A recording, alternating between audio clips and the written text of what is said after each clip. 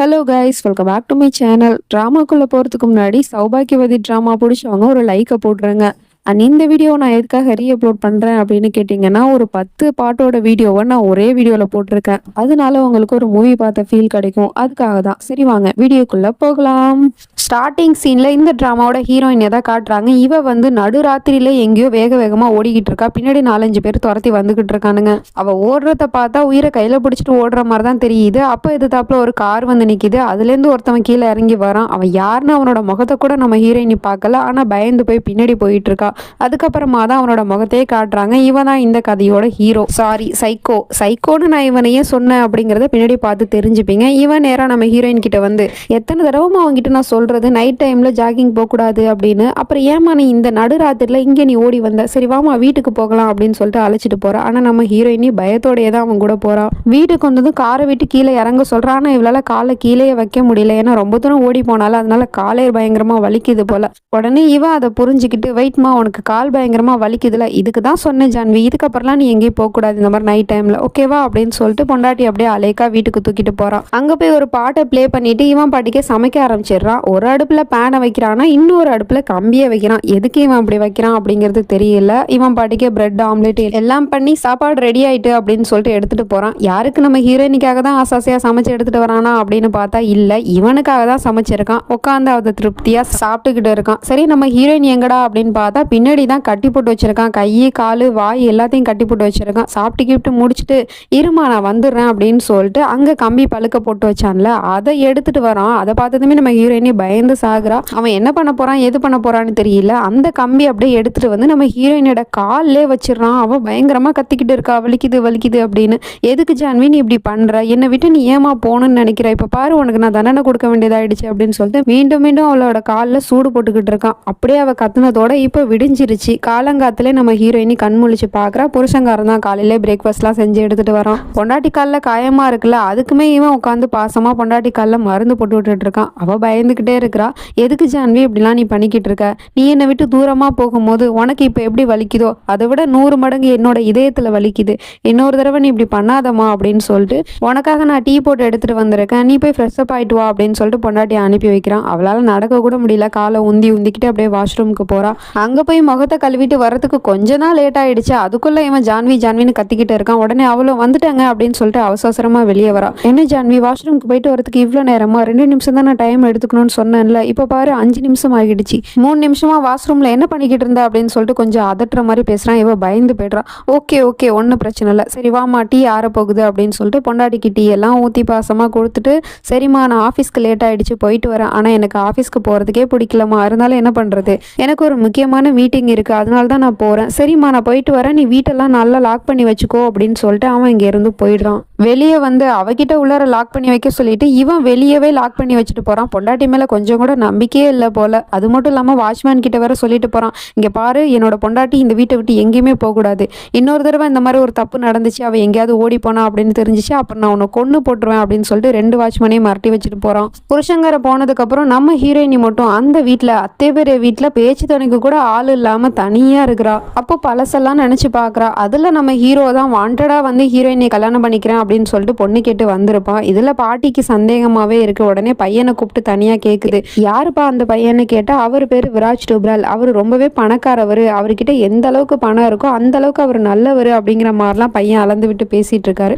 ஆனால் எனக்கு ஒரு விஷயம் புரியலப்பா, அவ்வளோ பணம் இருக்குங்கிற சொத்து இருக்குங்கிற அப்படிப்பட்ட பையன் எதுக்காக நம்ம வீட்டில் வந்து பொண்ணு கேட்கணும், ஏழை வீடு தானே நம்ம வீடு, ஏழை வீட்டில் எதுக்காக அவன் வந்து பொண்ணு கேட்கணும் அப்படின்னு சொல்லிட்டு கேட்டால், அவருக்கு நம்ம ஜான்வியை பிடிச்சி போச்சு அதனால வந்து பொண்ணு கேட்குறாரு, நீங்கள் ரொம்ப யோசிக்காதீங்கம்மா அப்படின்னு சொல்லிட்டு பாட்டியை கன்வின்ஸ் பண்ணிக்கிட்டு இருக்காரு. அப்போ அந்த இடத்துக்கு அவனே வந்து சொல்லிக்கிட்டு இருக்கான், நீங்கள் சந்தேகப்படுறதுலாம் சரிதான் பாட்டி, ஆனால் நான் நீங்கள் நினைக்கிற அளவுக்கு ரொம்ப கெட்டவெல்லாம் ஒன்றும் கிடையாது, நான் சின்ன வயசுலேருந்தே அனாதையாக தான் வாழ்ந்தேன், எனக்கு அப்பா அம்மா கிடையாது, இப்போ நான் உங்கள் வீட்டு பொண்ணு ஜான்வியை கல்யாணம் பண்ணிக்கிட்டேன்னா எனக்குன்னு ஒரு குடும்பம் கிடைக்கும், பாட்டி கிடப்பாங்க, அப்பா கிடப்பாங்க, அம்மா கிடப்பாங்க, அப்புறம் ஜான்வியோட தங்கச்சிங்களாம் எனக்கு தங்கச்சிங்க தானே, ஸோ ஒரு மொத்த குடும்பமே எனக்கு சொந்தமாக போகுது அப்படிங்கிற மாதிரிலாம் பேசிட்டு இருக்கான், ரொம்ப நல்லவனா. அதனாலதான் இவங்களும் நம்பி பொண்ணை கல்யாணம் பண்ணி கொடுத்துருப்பாங்க போல. கல்யாணம் பண்ணி பொண்டாட்டிய வீட்டுக்கும் கூட்டிட்டு வந்துடுறான். எப்படி இருக்குமா என்னோட வீடு, இதுதான் என்னோட வீடு, சே நான் தப்பா சொல்லிட்டேன், இதுதான் நம்மளோட வீடு, சரிவா உள்ள போலாம் அப்படின்னு சொல்லிட்டு பொண்டாட்டியை அழைச்சிட்டு போறான். அப்ப வாசல்ல நிக்க வச்சுட்டு வெயிட் இங்கே நில்லுமா அப்படின்னு சொல்லிட்டு இவன் உள்ள இருந்து வந்து ஆர்த்தி திட்ட எடுத்துட்டு வரான். அது பார்த்ததுக்கு அந்த அரிசி வர வைப்பாங்கல்ல, அதையும் வச்சுட்டு சொல்றான், இங்க பாருமா, இதெல்லாம் உனக்கு பண்றதுக்கு பெரியவங்க யாரும் இந்த வீட்டுல கிடையாது. ஆனா அதுக்காக என் பொண்டாட்டிக்கு நடக்கிற எந்த ஒரு சடங்குமே நடக்காம இருக்கக்கூடாது. என்னோட பொண்டாட்டியை சகல மரியாதையோட தான் நான் இந்த வீட்டுக்கு கூட்டிட்டு வருவேன், சரி வாமா அப்படின்னு சொல்லிட்டு பொண்டாட்டிக்கு ஆர்த்தியெல்லாம் எடுத்துட்டு அதுக்கப்புறம் காலு கீழே வச்சிருக்க அந்த அரிசியை தட்டி விட்டுட்டு வீட்டுக்குள்ள அழைச்சிட்டு போறான். எப்படி இருக்கு என்னோட வீடு அப்படின்னு சொல்லிட்டு கேட்டா இவளும் ரொம்ப நல்லா இருக்குங்க அப்படின்னு சொல்றான். ஆனா இந்த வீடு இதோட முடியல, இன்னும் நிறைய இடம் இருக்கு சுத்தி பார்க்கறதுக்கு. அதெல்லாம் சுத்தி பார்க்கணும்னா உனக்கு கால் பயங்கரமா வலிக்குமா, என்னோட பொண்டாட்டியோட கால் தரையில கூட படக்கூடாது அப்படின்னு சொல்லிட்டு இவன் பொண்டாட்டியை செந்துக்கா தூக்கிட்டு போய் வீட்டெல்லாம் சுத்தி காட்டுக்கிட்டு இருக்கான். இப்படியெல்லாம் பொண்டாட்டியை பாசமா பார்த்துக்கிட்டு இருந்தவன் தான் இன்னைக்கு அந்த பொண்டாட்டி காலே சூடு போட்டுக்கிட்டு இருக்கான். இதெல்லாம் நம்ம ஹீரோயினி நினைச்சு பார்த்துட்டு இருக்கா. அப்போ ஒரு ஆள் அந்த பக்கமா கிராஸ் ஆகி போயிட்டு இருக்காரு, தோட்டக்காரவர். அவர்கிட்ட அண்ணா எனக்கு ஒரு ஹெல்ப் பண்ணுங்க அப்படின்னு சொன்னா, போன தடவை உனக்கு நான் ஹெல்ப் பண்ணதுக்கு தாமா உன் புருஷன் என் கையை உடைச்சிட்டான், இதுக்கப்புறம் நான் உனக்கு எந்த ஹெல்ப்பும் பண்ண முடியாது அப்படின்னு சொல்லிட்டு போறாரு. ப்ளீஸ் அண்ணா எனக்கு உங்களோட ஃபோன் மட்டும் கொடுங்க, நான் 2 நிமிஷம் பேசிட்டு தரேன் அப்படின்னு சொன்னா என்னால முடியாது அப்படின்னு சொல்லிட்டு அவரு போயிடுறாரு. இவ விடாம கெஞ்சிக்கிட்டே இருக்கா, ஆனா அவர் கொடுக்காம போயிட்டே இருக்காரு. இதெல்லாம் தூரத்துல இருந்து இன்னொரு தோட்டக்காரனும் பார்த்துட்டு தான் இருக்கான். அதுக்கப்புறம் நம்ம ஹீரோயினி சரி அவர் ஃபோன் கொடுக்காட்டி என்ன, நம்ம இங்க இருந்து தப்பிச்சு போயிடலாம் அவன் ஆஃபீஸ் விட்டு வரதுக்குள்ள அப்படின்னு சொல்லிட்டு இவ போய் கதவை திறக்க போறா. ஆனா அவன் வெளியே லாக் பண்ணி வச்சுட்டு போறான். உடனே அங்கே எங்கேயும் சுத்தி முத்தி எல்லா டோரையும் திறக்கிறா. ஆனா எந்த டோருமே திறக்க முடியல, எல்லாமே லாக்ல தான் இருக்கு. அப்ப டோர் லாக் ஆயிருக்குன்னா சாவி இந்த வீட்டுல தான் இருக்கும் அப்படின்னு சொல்லிட்டு வீடு ஃபுல்லா தேடிக்கிட்டு இருக்கா. ஒவ்வொரு திங்ஸையா போட்டு கழிச்சு போட்டு, ஆனா அந்த சாவி எங்கேயுமே கிடைக்கல. கடைசியில வெக்ஸ் ஆகி அப்படியே உட்காந்துருக்கா. அப்ப இவளோட கையில ஒரு ஷால் தட்டுப்படுது. அதை எடுத்து பார்த்துட்டு நம்ம ஹீரோயினி திரும்பவும் பிளாஷ்பேக் நினைச்சு பாக்குறா. அதுல இவன் ஃபர்ஸ்ட் நைட் அன்னைக்கு பொண்டாட்டிய ரூமுக்கு வெளியில நிக்க வச்சுட்டு இவன் ரூம் எல்லாம் அழகா டெக்கரேட் பண்ணிக்கிட்டு அதுக்கப்புறமா உள்ளவா ஜான்வி அப்படின்னு சொல்லிட்டு கூப்பிடுறான். அவளும் உள்ள வந்து பார்த்துட்டு அசந்து போயிடுறா. அவ்வளோ அழகா டெக்கரேட் பண்ணி வச்சிருக்கான். எப்படிமா இருக்கு, நல்லா இருக்கா அப்படின்னு சொல்லிட்டு பொண்டாட்டிய பெட்ல உட்கார வச்சு பேசிக்கிட்டு இருக்கான். இது வரைக்குமே எனக்குன்னு சொந்தம்னு சொல்லிக்கிறதுக்கு யாருமே இல்லை, ஆனா இப்போ நீ கிடைச்சிட்டால என்னோட மனைவியா, என்னோட லைஃப் லாங் நீ என் கூடவே வரப்போற அப்படின்னு சொல்லிட்டு அவளை அப்படியே கிஸ் பண்ண வரான். அப்போ அவளோட கை மேல கரப்பாம்பூச்சி ஏறி வந்துருது. அதை பார்த்ததுமே பயந்து போய் கரப்பாம்பூச்சி அப்படின்னு சொல்லிட்டு கத்திட்டு அந்த பக்கம் ஓடி போயிடுறா. இவனுக்கு அந்த இடத்துல மூட் ஆஃப் ஆயிடுது, ரொம்பவே டிஸ்டர்ப் ஆயிடுச்சு. அவ வேற அந்த பக்கம் நின்றுக்கிட்டு ப்ளீஸ் விராஜ் இந்த கரப்பாம்பூச்சி எப்படியாவது இங்க இருந்து துரத்துங்க அப்படின்னு சொல்லிட்டு பயந்துகிட்டே பேசிட்டு இருக்கா. இவன் உடனே அந்த கரப்பாம்பூச்சியை எடுத்து கையில எடுத்து வச்சிட்டு இருக்கான். தூக்கி போடுங்கன்னு சொன்னா, ஏ கரப்பாம்பூச்சியை உனக்கு எவ்வளவு திமிரு இருந்தா என்னோட பொண்டாட்டியோட உடம்பே நீ டச் பண்ணிருப்ப, உனக்கு அவ்வளவு திமிரா, இரு நான் உன்னை என்ன பண்றேன் பாரு அப்படின்னு சொல்லிட்டு அங்க இருக்கிற பால்ல இவன் அந்த கரப்பாம்பூச்சியை போடுறான். என்ன நடக்குது அப்படின்னு நம்ம ஹீரோயினுக்கு ஒண்ணுமே புரியல. கரப்பாம்பூச்சி அதுல போட்டது மட்டும் இல்லாம அதை அப்படியே எடுத்து குடிச்சிடுறான். இதை பார்த்து நம்ம ஹீரோயினுக்கு வாமிட்டா வருது. இதே தானே அந்த 2வது சைக்கோவும் பண்ணியிருப்பான். ஆனா அவன் பள்ளியை போட்டு பால்ல குடிப்பான், இவன் கரப்பாம்பூச்சி போட்டு குடிக்கிறான். இதெல்லாம் பார்த்து நம்ம ஹீரோயினி அந்த இடத்துல மயக்கம் போட்டு விழுகிறா. இப்படித்தான் அவனோட சைக்கோ குணம் முத நம்ம ஹீரோயினுக்கு தெரிய வந்திருக்கு போல. இதெல்லாம் யோசிச்சு பார்த்துட்டு இருக்கும் போது அப்போ ஒரு ஆள் வந்து மேடம்னு கூப்பிட்டுட்டு இருக்கான். யாருன்னு போய் பார்த்தா ஆல்ரெடி ஒருத்தவங்க கிட்ட போன் கேட்கும் போது தூரத்துல இருந்து பார்த்துட்டு இருந்தான்ல, அவன் தான் இப்ப ஹீரோயின் கிட்ட போனை கொடுத்து இந்த அம்மா நீ பேசுமா, பேசிட்டு சீக்கிரமா கொடுமா, எனக்கும் ஒரு பொண்ணு இருக்குமா, உன்னோட கஷ்டம் என்னன்னு எனக்கு புரியுதுமா அப்படின்னு சொல்லிட்டு போனை கொடுத்துட்டு போயிடுறான். அதுக்கப்புறம் அந்த போனை வாங்கிட்டு நம்ம ஹீரோயினி அவளோட வீட்டுக்கு கால் பண்றா. அந்த பக்கம் கால் எடுக்கிறது பாட்டி தான். பாட்டியோட குரலை கேட்டதுமே இவ அழுக ஆரம்பிச்சிடுறா. உடனே பாட்டி கேக்குது, என்னாச்சுமா ஜான்வி, எதுக்காகமா நீ அழுகுற, நீ நல்லா இருக்கல அப்படின்னு சொல்லிட்டு கேட்டா இவன் அந்த பக்கம் பதில் சொல்ல முடியாம அழுதுகிட்டு இருக்கா. அப்போ பின்னாடி ஒரு பாட்டு பிளே ஆயிட்டு இருக்க சத்தம் கேக்குது. உடனே இவளுக்கு தூக்கி வாரி போட்டுருது. அப்படியே ஒரு ஷாக்கோட பின்னாடி திரும்பி பார்த்தா புருஷங்காரன் வந்து நிக்கிறான். இவளுக்கு பயங்கரமான ஷாக்கு. அந்த ஷாக்ல போனை கீழே போட்டு உடைச்சிடுறா. என்னம்மா ஜான்வி, நீ எதுக்காக போனை கீழே போட்டு உடைச்ச, அப்புறம் இது யாரோட போனு, வாட்ச்மேனோட போனான்னு கேட்கறா. இவ உடனே பயந்து சாகுறா. எதுக்காக ஜான்வி நீ இவ்வளவு பயப்படுற, சரி வா நீ என் கூட அப்படின்னு சொல்லிட்டு ரூமுக்கு அழைச்சிட்டு போறா. அங்க போய் அவளை நிக்க வச்சுட்டு இவன் ஒரு அலிமார்ல இருந்து ஒரு சாரி எடுத்துட்டு வந்து அவகிட்ட கொடுத்து இதை போய் சேஞ்ச் பண்ணிட்டு வான்னு சொல்றான். அவளும் அதை மாத்திட்டு வரா. அதுக்கப்புறம் பொண்டாட்டியை உட்கார வச்சு இவனே எல்லா அலங்காரமும் பண்ணிக்கிட்டே இருக்கான். பொண்டாட்டிக்கு ஒவ்வொரு நகையை எடுத்து போட்டு விட்டுட்டு இருக்கான். நான் உனக்கு ஒரு சர்ப்ரைஸ் வச்சிருக்கேன் ஜான்வி அப்படின்னு சொல்றான். என்ன பண்ண போறானோ அப்படின்னு நம்ம ஹீரோயின் பயந்துட்டு இருக்கா. ஏ ஜான்வி, நீ இந்த சாரியில பாக்குறதுக்கு ரொம்பவே அழகா இருக்கிறாமா, ஆனா ஒரே ஒரு விஷயம் மட்டும் மிஸ் ஆகுது, அது என்ன தெரியுமா, உன்னோட ஸ்மைல் இல்லை அப்படின்னு சொல்றான். உடனே இவளும் பயந்துகிட்டே சிரிக்கிறா. குட், இப்ப எவ்வளவு சூப்பரா இருக்கு என்னோட அழகு தேவதையே, சரி வா அப்படின்னு சொல்லிட்டு அழைச்சிட்டு போறான். ஹாலுக்கு அழைச்சிட்டு போய் நிக்க வச்சா அப்போ வந்து காலிங் பில் அடிக்கிற சவுண்டு கேக்குது. உடனே வெயிட்மா அப்படின்னு சொல்லிட்டு இவன் மட்டும் போய் டோரை ஓபன் பண்ணி பார்க்க போறான். அங்க வந்திருக்கிறத பார்த்தா மொத்த ஃபேமிலியுமே வந்திருக்காங்க, நம்ம ஹீரோயினோட ஃபேமிலி. அவங்கள பார்த்ததுமே நம்ம ஹீரோயினுக்கு ஆனந்த கண்ணீரா வந்துருது. உடனே அம்மாவை கட்டி பிடிச்சிட்டு ஒரே அழுகையா அழுகுறா.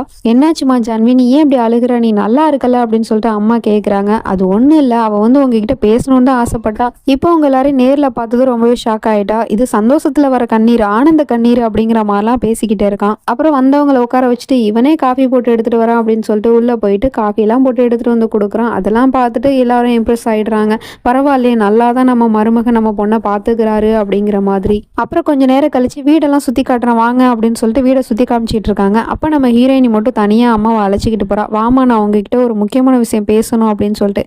என்னம்மா அப்படின்னு சொல்லிட்டு கேட்டா, வாமா நான் சொல்றேன் அப்படின்னு சொல்லிட்டு அழைச்சிட்டு போறா. அநேகமா இவன் கொடுமைப்படுத்துறான் இல்லையா, அதை தான் சொல்ல போறா போல.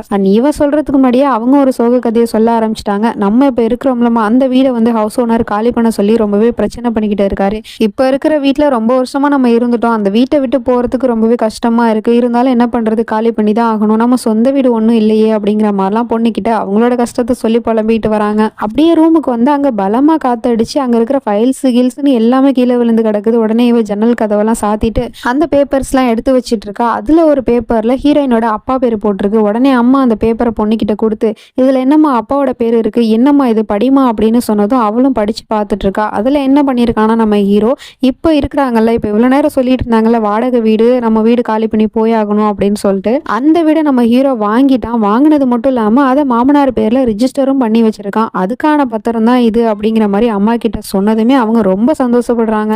என்னம்மா இது, மருமக இவ்வளவு பெரிய காரியத்தை பண்ணிட்டாரே, நாங்க நினைச்சதை விட அவர் ரொம்பவே நல்லவரா இருக்காரேம்மா, இப்படிப்பட்ட ஒரு புருஷன் கிடைக்கிறதுக்கு நீ ரொம்ப கொடுத்து வச்சிருக்கணுமா அப்படிங்கிற மாதிரிலாம் பேசிட்டு இருக்காங்க.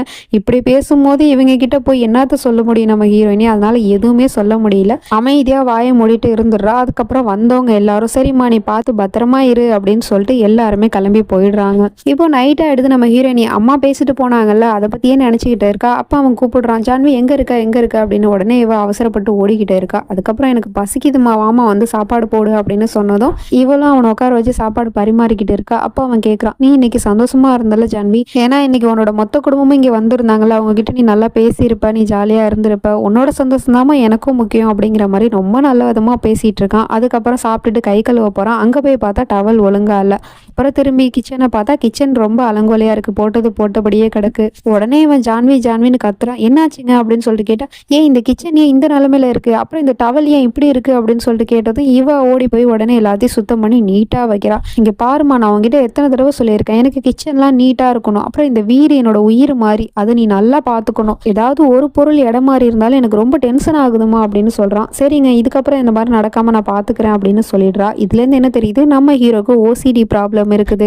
இப்போ மார்னிங் ஆயிடுச்சு. நம்ம ஹீரோயினி குளிச்சுட்டு வரதுக்காக பாத்ரூம் போயிருக்கா. குளிச்சுட்டு வந்து டோரை ஓபன் பண்றா. ஆனா ஓபன் பண்ண முடியல. ஏன்னா இவன் வந்து வெளியில லாக் பண்ணி வச்சிருக்கான். ரூம்ல இவன் வந்து தெரியாம, அவளுக்கு தெரியாம கேமரா செட் பண்ணி வச்சிட்டு இருக்கான். ரூம்ல மட்டும் இல்ல, மொத்த வீட்லயுமே கேமரா செட் பண்ணி வச்சிட்டு இருக்கான். இவ கதவு தட்டிட்டு இருக்கா. கொஞ்ச நேரம் இரு டார்லிங், வீடு கொஞ்சம் ஸ்மெல் அடிக்குது, நான் அதை சரி பண்ணிட்டு வரேன் அப்படின்னு சொல்லிட்டு மொத்த பேரையும் கேமரா செட் பண்ணி வச்சுட்டு அனுப்பி வச்சிடறான். இவன் ரூம் ஸ்ப்ரே அடிச்சுட்டு அதுக்கப்புறமா வந்து டோரை ஓபன் பண்றான். அவ வெளியே வரா. அவளை அழைச்சிட்டு போய் பாசமா உட்கார வச்சுட்டு, இங்க பாருமா ஜான்வி, நான் ஆஃபீஸ்க்கு போயிட்டு வரேன், ஆனா இன்னைக்கு நான் வந்து டோரை லாக் பண்ணி வச்சுட்டு போறது கிடையாது, டோரை ஓப்பன்ல தான் வச்சுட்டு போறேன், ஏன்னா எனக்கு உன் மேல நம்பிக்கை இருக்கு. ஆனா நீ எனக்கு ஒரே ஒரு ப்ராமிஸ் மட்டும் பண்ணுமா, என்னை விட்டு தயவு செய்து போயிடாதமா, நீ மட்டும் என்னை விட்டு போயிட்டேன்னா அப்புறம் நான் திரும்பவும் அனாதை ஆயிடுவேன் அப்படின்னு சொல்றான். உடனே இவளும் ப்ராமிஸ் பண்ணி கொடுக்குறா, நான் எங்கேயும் போக மாட்டேங்க அப்படின்னு. அவனும் கிளம்பி ஆஃபீஸ்க்கு போயிடுறான். அதுக்கப்புறமா இவ யோசிச்சு பாக்குறா, என்னது இது, இன்னைக்கு டோரை லாக் பண்ணிட்டு போலன்னு சொல்றாரு, அப்படின்னா என்ன அர்த்தம், அவர் என் மேல அன்பா தான் இருக்காரு, பாசமா தான் இருக்காரு, நான் தான் அதை புரிஞ்சுக்க மாட்டேனோ, நான் அவரை கோவப்படுத்தாம இருந்தா அவரும் என் மேல பாசமா தான் இருக்க போறாரு, அவருக்கு உயிரே இந்த வீடு தான், அந்த வீடை நான் நீட்டா வச்சிருந்தா அவர் ஏன் என் மேல கோவப்பட போறாரு அப்படின்னு சொல்லிட்டு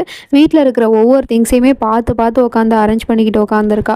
எல்லா இடத்தையுமே நீட்டா சுத்தம் பண்ணிட்டு உட்காந்துருக்கா. அதெல்லாம் இவன் கேமரா வச்சான்ல, அது மூலமா ஆஃபீஸ்ல உட்காந்து பார்த்துட்டு இருக்கான். குட் ஜான்வி, நீ இப்பதான் ஒரு பர்ஃபெக்ட் ஒய்ஃபுங்கிறதே ப்ரூவ் பண்ற அப்படின்னு சொல்லிட்டு பார்த்துட்டு இருக்கான். அதே சமயம் நம்ம ஹீரோயினி இப்ப டோரை லாக் பண்ணி வைக்கல, அதனால அவ வெளியே வர. அவ வந்த உடனே அந்த நாய் பாசமா போய் அவகிட்ட கொஞ்சம் விளையாண்டுகிட்டு இருக்கு. இவளும் பதிலுக்கு அந்த நாயை கொஞ்சம் விளையாண்டுட்டு இருக்கா. அப்பதான் புருஷங்காரன் கரெக்டா ஆஃபீஸ் விட்டு வீட்டுக்கு வரான். வந்து பார்க்கும்போது இவன் நாயை கொஞ்சிட்டு இருக்கா. இவனுக்கு பயங்கரமான கோவம் வருது. உடனே பொண்டாட்டி கிட்ட போய் பாக்குறான். அவளோட சாரி எல்லாம் அழுக்கா இருக்கு. இப்ப நாய் வந்து காலை வச்சுச்சுல, அதனால உடனே இவன் அவசரமா பொண்டாட்டி இழுத்துட்டு போறான். எங்க போறான்னு கேட்டா, டின்னர் சாப்பிட வெளியே போறான் வா அப்படின்னு சொல்லிட்டு அழைச்சிட்டு போயிட்டு டின்னர்லாம் சாப்பிட்டு வந்துட்டான் போல. இப்ப நைட் ஆயிடுது. காரை ரொம்பவே ஃபாஸ்டா ஓட்டிக்கிட்டு வரான். ஏன்னா திரும்ப திரும்ப அந்த நாய் வந்து நாய்கிட்ட இவ கொஞ்சிட்டு இருந்தால, அதுதான் அவனுக்கு ஞாபகம் வந்துட்டு போகுது. அதனால கோவத்தோடயே அந்த வண்டியை ஓட்டிக்கிட்டு இருக்கான். என்ன பண்ணிட்டு இருக்கீங்க, எதுக்காக இவ்வளவு வேகமா போறீங்க அப்படின்னு சொன்னா கூட அவன் கேட்க மாட்டேங்கிறான். நேரா வீட்டுக்கு வந்து காரை ஸ்டாப் பண்றான். ஸ்டாப் பண்ணது மட்டும் இல்லாம அவளை தரத்தரன்னு இழுத்துட்டு போய் ஒரு இடத்துல நிக்க வச்சு இங்கேயே நில்லு அப்படின்னு சொல்றான். இவளுக்கு ஒன்றும் புரியல.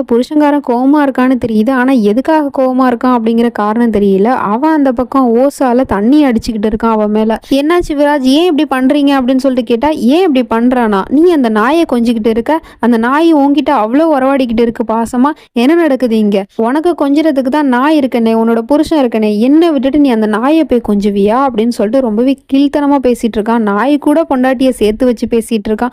ஏங்க இப்படிலாம் பேசிட்டு இருக்கீங்க, ப்ளீஸ்ங்க எனக்கு நடுக்குது அப்படின்னு சொல்லிட்டு இவ அழுதுட்டு இருக்கான். ஆனா அவன் காதலே வாங்குற மாதிரி தெரியல. நீ பண்ண தப்புக்கான தானே நான் உனக்கு கிடைச்சே ஆகணும். இங்க பாரு, இந்த அழுக்கு சாரியோட என் கூட டின்னருக்கு வர, எனக்கு இந்த மாதிரி அழுக்கா இருந்தா சுத்தமா பிடிக்காதுன்னு அவங்ககிட்ட சொல்லியிருக்கேன்ல, அந்த நாய் உன்னை தொட்டதுனால தான் இப்போ நீ அழுக்காயிட்ட, உன்னை நான் சுத்தம் பண்றேன் ஜான்வி அப்படின்னு சொல்லிட்டு ஓஷால தண்ணியை ஃபோர்ஸா அடிச்சுக்கிட்டு இருக்கான். அவ ஒரு கட்டத்துக்கு மேல அப்படியே மயங்கி விழுந்துடுறா. இப்போ நைட்டா எடுத்து நம்ம ஹீரோயினுக்கு ரொம்ப குளிர்ச்சில, அதனால இப்போ நல்லா தூங்கிட்டு இருக்கா. ஆனா இவனுக்கு சுத்தமா தூக்கமே வரல. திரும்ப திரும்ப அந்த நாய் கூட கொஞ்சிக்கிட்டு இருந்தால ஹீரோயினி, அதை பத்தியே தான் நினைச்சு பார்த்துட்டு இருக்கான். அது பார்த்தாதுக்கு இப்போ இவ்வளோ நடந்தும் இவ்வளோ நம்ம பனிஷ்மெண்ட் பண்ணியும் எப்படி இவ நிம்மதியா தூங்குறா, நம்ம இவளை தூங்க விடக்கூடாதே அப்படின்னு சொல்லிட்டு அங்க இருக்கிற ஒரு ஒயரை எடுத்துட்டு பொண்டாட்டி கிட்ட போறான். என்ன பண்ண போறான்னு பார்த்தா அவளுக்கு கரண்ட் ஷாக் கொடுத்து எழுப்பி விட்டுறான். அவ பயந்து போய் கத்திக்கிட்டே எழுந்திருக்கிறா. எதுக்குங்க அப்படி பண்றீங்க அப்படின்னு சொல்லிட்டு கேட்டா, அடா இவ்வளோ நடந்து நீ எப்படி இவ்வளோ நிம்மதியா தூங்கிட்டு இருக்க, சரி எனக்கு ஒரு விஷயம் சொல்லு, அந்த நாயை எதுக்காக நீ கொஞ்சிட்டு இருக்க, உனக்கு கொஞ்சறதுக்கு தான் உன்னோட புருஷன் இருக்கனே, என்ன நீ கொஞ்சறதை விட்டுட்டு அந்த நாயை போய் கொஞ்சிட்டு இருக்க, அந்த நாயினா உனக்கு அவ்வளோ பிரியமா அப்படின்னு சொல்லிட்டு கேட்குறான். என்னங்க நீங்க இப்படிலாம் பேசிட்டு இருக்கீங்க, அந்த நாய் கூட போய் என்ன கம்பேர் பண்ணி பேசுறீங்களே அப்படின்னு சொல்லிட்டு கேட்டா, வேற என்ன பண்றது, நீ அப்படித்தானே அந்த நாயை கொஞ்சிக்கிட்டு இருந்த அப்படின்னு சொல்றான். இவ உடனே எப்போதும் வாயை திறக்காதவ இப்ப பேசிடுறா. ப்ளீஸ்ங்க போதுங்க நிறுத்துங்க, இதுக்கப்புறமும் என்ன பயமுடுத்தாதீங்க, எப்படி நான் உங்களோட பொண்டாட்டி, நான் உங்ககிட்ட இந்த அன்பு பாசத்தை தான் எதிர்பார்க்கிறேன், ஆனா நீங்க எப்போ பார்த்தாலும் என்ன டார்ச்சர் பண்றீங்க, கொடுமைப்படுத்துறீங்க, எதுக்காக இப்படிலாம் பண்றீங்க அப்படின்னு சொல்லிட்டு கேட்குறா. என்ன ஜான்வி, உன்னோட புருஷன் கிட்ட மரியாதை இல்லாம எதிர்த்து பேசிக்கிட்டு இருக்க, பயம் விட்டு போயிடுச்சா அப்படின்னு சொல்லிட்டு கேட்குறான். மரியாதைங்கிறது நீங்க என் மேல காட்டுற அன்பு பாசத்தினால வரணும், பயமுடுத்தி வரக்கூடாது அப்படின்னு சொல்றா. அப்படியா, பயமுடுத்தி தானே வரக்கூடாது அப்படின்னு சொல்லிட்டு அங்கிருந்து போயிடுறான். கார்டனுக்கு வந்து யோசிச்சுக்கிட்டு இருக்கான். என்னது இது, எப்போதும் பேசாதவ இன்னைக்கு நம்மளை எதிர்த்து பேசுறாளே, அதுவும் என்ன சொல்றா, பயத்தினால மரியாதை வராதான், அன்பால தான் மரியாதை வருமா, இப்போ பாரு பயத்தினால எப்படி மரியாதை வருதுங்கிறத நான் உனக்கு காட்டுறேன் அப்படிங்கிற மாதிரி யோசிக்கிறான். அப்பதான் இவளு தூங்கி முழிக்கிறா. மணி 8 ஆயிடுச்சு, ஐயோ ரொம்ப நேரம் தூங்கிட்டோமே, இவ்வளோ நேரம் ஆயிடுச்சு அப்படின்னு சொல்லிட்டு எழுந்திருச்சு. அவன் எதிர்த்தாப்புலேயே வந்து உட்காந்துருக்கான். ரிலாக்ஸ் ஜான்வி, எதுக்காக இப்போ பதட்டமாகற, ஒன்றும் நீ லேட்டாலாம் எழுந்திருக்கல, நான் தான் சீக்கிரமா எழுந்திரிச்சிட்டேன், சரி போ நீ போய் குளிச்சுட்டு ரெடி ஆகு அப்படின்னு சொல்லிட்டு பாத்ரூம்க்கு அனுப்பி வைக்கிறான். அவளும் பாத்ரூம் போயிட்டு குளிச்சுட்டு வெளியே வர்றதுக்கு பாக்குறா. அப்ப அவன் என்ன பண்றான்னா, பாத்ரூம்குள்ள நிறைய காக்ரோச்சை உள்ள போட்டு கதவை சாத்திடுறான். இவளுக்கு தான் கரப்பாம்பூச்சின்னா அலர்ஜி ஆச்சு, அதனால ரொம்ப பயந்து போய் கத்துறா. என்னங்க பண்ணிட்டு இருக்கீங்க, கதவு திறங்க கதவு திறங்க அப்படின்னு சொன்னா அவன் கதவு திறக்கவே மாட்டேங்கிறான். அழகா ஹாயா போய் உட்காந்துக்கிட்டு சேர்ல பாலை வச்சு விளையாண்டுட்டு இருக்கான். அவ கத்த கத்த இவன் அதை கேட்டு ரசிச்சுக்கிட்டு இருக்கான். ப்ளீஸ்ங்க எனக்கு கரப்பாம்பூச்சின்னா பயங்க, ப்ளீஸ்ங்க கதவு திறங்க அப்படின்னு சொன்னா அவன் கதவே திறக்கவே மாட்டேங்கிறான். அப்புறம் ரொம்ப நேரமா கத்திட்டு இருந்தவ டக்குன்னு சவுண்டை காணும், சவுண்ட் அப்படியே ஆஃப் ஆயிடுச்சு.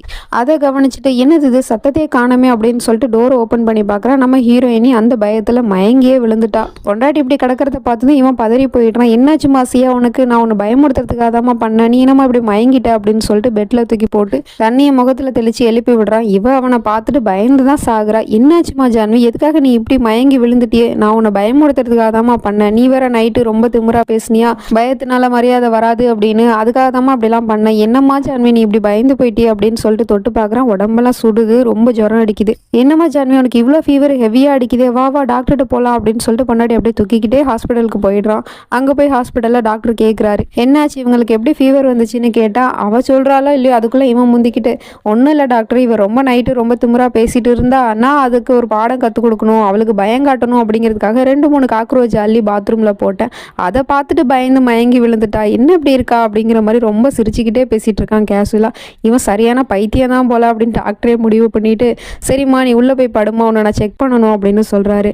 ஏன்னா உள்ளே போய் செக் பண்ணணுமா, இல்லை இல்லை நீங்கள் இங்கேயே செக் பண்ணுங்க அப்படின்னு சொல்லிட்டு இருக்கான். இல்லை இல்லை அவங்கள படுக்க வச்சு தான் செக் பண்ணணும் அப்படின்னு டாக்டர் சொன்னதும் இவனும் அதுக்கப்புறம் பொண்டாட்டியை போக சொல்லிடுறான். அவளும் பெட்டில் படுத்துக்கிறா. டாக்டர் செக் பண்ணிக்கிட்டு இருக்காரு. டாக்டர் செக் தான் பண்ணிக்கிட்டு இருக்காரு. ஆனால் இவனுக்கு வேற வேற மாதிரிலாம் யோசனை போகுது, சந்தேகப்படுறான். அதாவது அந்த கர்டனுக்கு பின்னாடி டாக்டரும் பொண்டாட்டி ஏதோ தப்பு பண்ணுறாங்க அப்படிங்கிற மாதிரிலாம் யோசிச்சுட்டு இதுக்கப்புறம் அவனால் நிம்மதி அங்கே உட்கார முடியல. டக்குன்னு அங்கே வந்துடுறான். எதுக்காக இங்கே வந்தீங்க அப்படின்னு சொல்லிட்டு கேட்டால், இல்லை இல்லை நீ செக் பண்ணதெல்லாம் போதும், நான் என் பொண்டாட்டி அழைச்சிட்டு போகிறேன் அப்படின்னு சொல்லிட்டு அழைச்சிட்டு போகிறான். சரி மருந்து சீட்லாம் வாங்க வாங்காமல் போகிறீங்களே அப்படின்னு சொல்லிட்டு கேட்டால், இங்கே பாருமா ஜான்வி, நீ போய் காரில் வெயிட் பண்ணு, நான் மருந்து சீட்டை வாங்கிட்டு வரேன் அப்படின்னு சொல்லிட்டு பொண்டாட்டியை மட்டும் தனியாக அனுப்பி வைக்கிறான். அதுக்கப்புறம் இந்த டாக்டர்கிட்ட வந்து மருந்து சீட்டை அவர் எழுதிட்டு இருக்காரு. அவரை முறைச்சிக்கிட்டே அப்படியே கேட்குறான், நீ என்னோட பொண்டாட்டி அந்த காட்டனுக்கு பின்னாடி படுக்க வச்சு என்ன பண்ணிட்டு இருந்த அப்படின்னு சொல்லிட்டு கேட்குறான். என்ன பண்ணிட்டு இருந்தேன்னா, நான் அவங்கள செக் பண்ணிட்டு இருந்தேன் அப்படின்னு சொல்கிறான். இல்லை நீ செக்லாம் பண்ணலை, என் பொண்டாட்டி கிட்ட நீ தப்பாக தானே நடந்துக்க பார்த்த, என்னோட பொண்டாட்டி நீ தொட்டால இருடா உன்னை என்ன பண்ணுற பாரு அப்படின்னு சொல்லிட்டு அந்த டாக்டரோட கையே முறிச்சு போட்டுடுறான். டாக்டருக்கு சரியான தண்டனை கொடுத்துட்டு அப்படியே கேஷுவலாக நடந்து வந்துட்டு இருக்கான். நம்ம ஹீரோயினி காரில் வெயிட் பண்ணாமல் வெளியவே நின்று வெயிட் பண்ணிக்கிட்டு இருக்கா. என்னாச்சு ஏதாச்சுன்னு தெரியலையே அப்படின்னு சொல்லிட்டு, ஏமா நீ வெளியே நின்றுட்டு இருக்க, காருக்குள்ளே உட்கார வேண்டியதானே அப்படின்னு சொல்லிட்டு பொண்டாட்டியை வீட்டுக்கும் அழைச்சிட்டு வந்துடுறான். ஆனால் அவளுக்கு ஒரு டவுட் இருக்கத்தான் செய்யுது. காருக்குள்ளே உட்காந்துருக்கா, வெளியே இறங்கி வரமாட்டேங்கிறா. என்னாச்சுமா ஜான்வி, ஏன் கார்லேயே உட்காந்துருக்க, வீடு வந்தாச்சு இறங்கி வாமா அப்படின்னு சொன்னால், நீங்கள் அந்த டாக்டரை என்ன பண்ணீங்கன்னு கேட்குறா.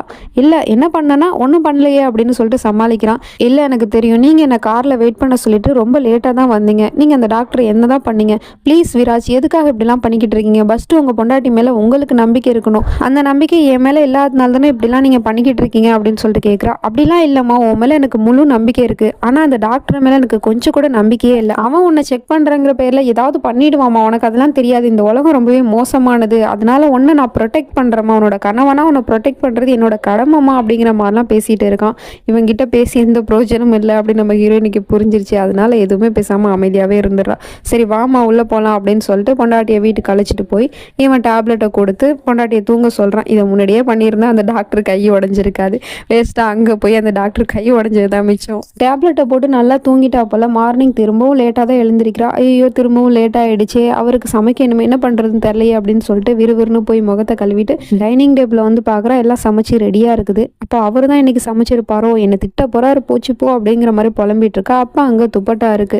இது யாரோட துப்பட்டா, நம்ம வீட்டில் துப்பட்டாவா, இது யாரோட துப்பட்டாவா இருக்கும் அப்படின்னு சொல்லிட்டு யோசிச்சுக்கிட்டே அந்த துப்பட்டாவை இடம் மாற்றி வச்சிடுறா. அப்போ யாரோ பேசிட்டு இருக்க சத்தம் கேட்குது. உடனே இவ ஹாலுக்கு வந்து பார்க்குறா, தங்கச்சிக்காரி வந்திருக்கா. அவளை பார்த்தது இவளுக்கு பயங்கரமான ஷாக்கு. நீ எப்போ வந்த, எதுக்கு வந்த அப்படின்னு சொல்லிட்டு கேட்குறா. அப்பா அங்கே அவன் வந்து, நான் தாம்மா உன் தங்கச்சி வர சொன்னேன், உனக்கு உடம்பு சரியில்லைல்ல, நானும் ஆஃபீஸ்க்கு போயிடுவேன், நீ தனியாக இருந்து வீட்டில் கஷ்டப்படுவேன், அதனால தான் கொஞ்சம் நாளைக்கு உன் தங்கச்சி இங்கே இருக்கட்டும் அப்படின்னு அழைச்சிட்டு வந்தேன் அப்படின்னு சொல்லிக்கிட்டு இருக்கான். தங்கச்சி வந்ததுல சந்தோஷப்பட்டாலும் ஒரு பக்கம் பயமா தான் இருக்கு. ஏதாவது ஏடா கூடமா சைக்கோத்தனத்துல ஏதாவது பண்ணிட்டா என்ன பண்றது நம்ம தங்கச்சி அப்படிங்கிற மாதிரி யோசிச்சுக்கிட்டு இருக்கா. இப்போ நைட் ஆயிடுது. டின்னர்லாம் தங்கச்சிக்காரி தான் சமைச்சிருப்பா போல, பாசமா மாமாக்கும் அக்காவுக்கும் பரிமாறிக்கிட்டு இருக்கா. அவனும் சாப்பிட்டு பார்த்துட்டு சமையல் நல்லா தான் இருக்கு, இருந்தாலும் அக்கா அளவுக்கு நல்லா இல்லை அப்படிங்கிற மாதிரி சொல்லி பேசிட்டு இருக்காங்க. ஆனா நம்ம ஹீரோயினுக்கு இவன் அப்படி பேசிட்டு இருக்கானே, எப்போ வந்து சைக்கோவா மாறுவான்னு தெரியலையே அப்படிங்கிற மாதிரி ஒரு பயம் உள்ளுக்குள்ள இருக்கத்தான் செய்யுது. அந்த பயத்தோடய தங்கச்சி கிட்ட போய், நான் இப்போ நல்லா இருக்கேன், எனக்கு ஃபீவர்லாம் ஓகே தான், நான் ரெக்கவர் ஆகிட்டேன், அதனால் நீ வீட்டுக்கு போமா அப்படின்னு சொல்லிட்டு விரட்டி விட பார்க்குறா. என்னக்கா இப்போ தான் வந்தேன், அதுக்குள்ளே என்னை துரத்தி விட பார்க்குறியா, ஏன் நான் இங்கே இருக்கிறதுனால உனக்கு என்ன பிரச்சனை அப்படின்னு சொல்லிட்டு கேட்குறா. அதெல்லாம் ஒரு பிரச்சனையும் இல்லைம்மா, உனக்கு எக்ஸாம் வருது இல்லை, அதுக்காக தான் சொல்கிறேன், நீ படிக்கணும்ல, இப்போ நான் நல்லா தானே இருக்கேன், அப்புறம் எதுக்கு நீ தேவையில்லாமல் இங்கேருந்து எனக்கு கஷ்டப்பட்டு வேலை பார்த்து கொடுக்கணும், அதுக்காக தாம்மா சொல்கிறேன் அப்படின்னு சொல்லிக்கிட்டு இருக்கா. அதெல்லாம் எந்த கஷ்டமும் இல்லை, நீ சரியாகிற வரைக்கும் மாமா இங்கே தான் என்னை இருக்க சொல்லியிருக்காரு, அதனால நான் இங்கே தான் இருப்பேன் அப்படிங்கிற மாதிரி சொல்லிட்டு இவன் இங்கே இருந்துட்டு இருக்கா. அப்போ ஃபோனை எடுத்துகிட்டு வந்து கொடுக்குறான். ஜான்வி உன்னோட பாட்டி லைனில் இருக்காங்க, அவங்க உங்ககிட்ட பேசணுமா அப்படின்னு சொல்லிட்டு கொடுத்ததும் அவளும் வாங்கி பேசுகிறா. பாட்டிக்கு ரொம்ப கவலை, அன்னைக்கு அழுதுகிட்டே ஃபோனை பேசினால, ஃபோனை வச்சுட்டா, அதனால என்னாச்சோ ஏதாச்சும் தெரியலேங்கிற ஒரு கவலை, அதனால தான் இப்போ ஃபோன் பண்ணியிருக்கு. என்னாச்சுமா ஜான்வி, நீ நல்லா இருக்கல, நீ அன்னைக்கு அழுதுகிட்டே பேசுனியம்மா, நீ நல்லா இருக்கியா அப்படின்னு சொல்லிட்டு கேட்டால், எனக்கு எந்த பிரச்சனையும் இல்லை பாட்டி, நான் நல்லா இருக்கேன் அப்படின்னு சொல்கிறா.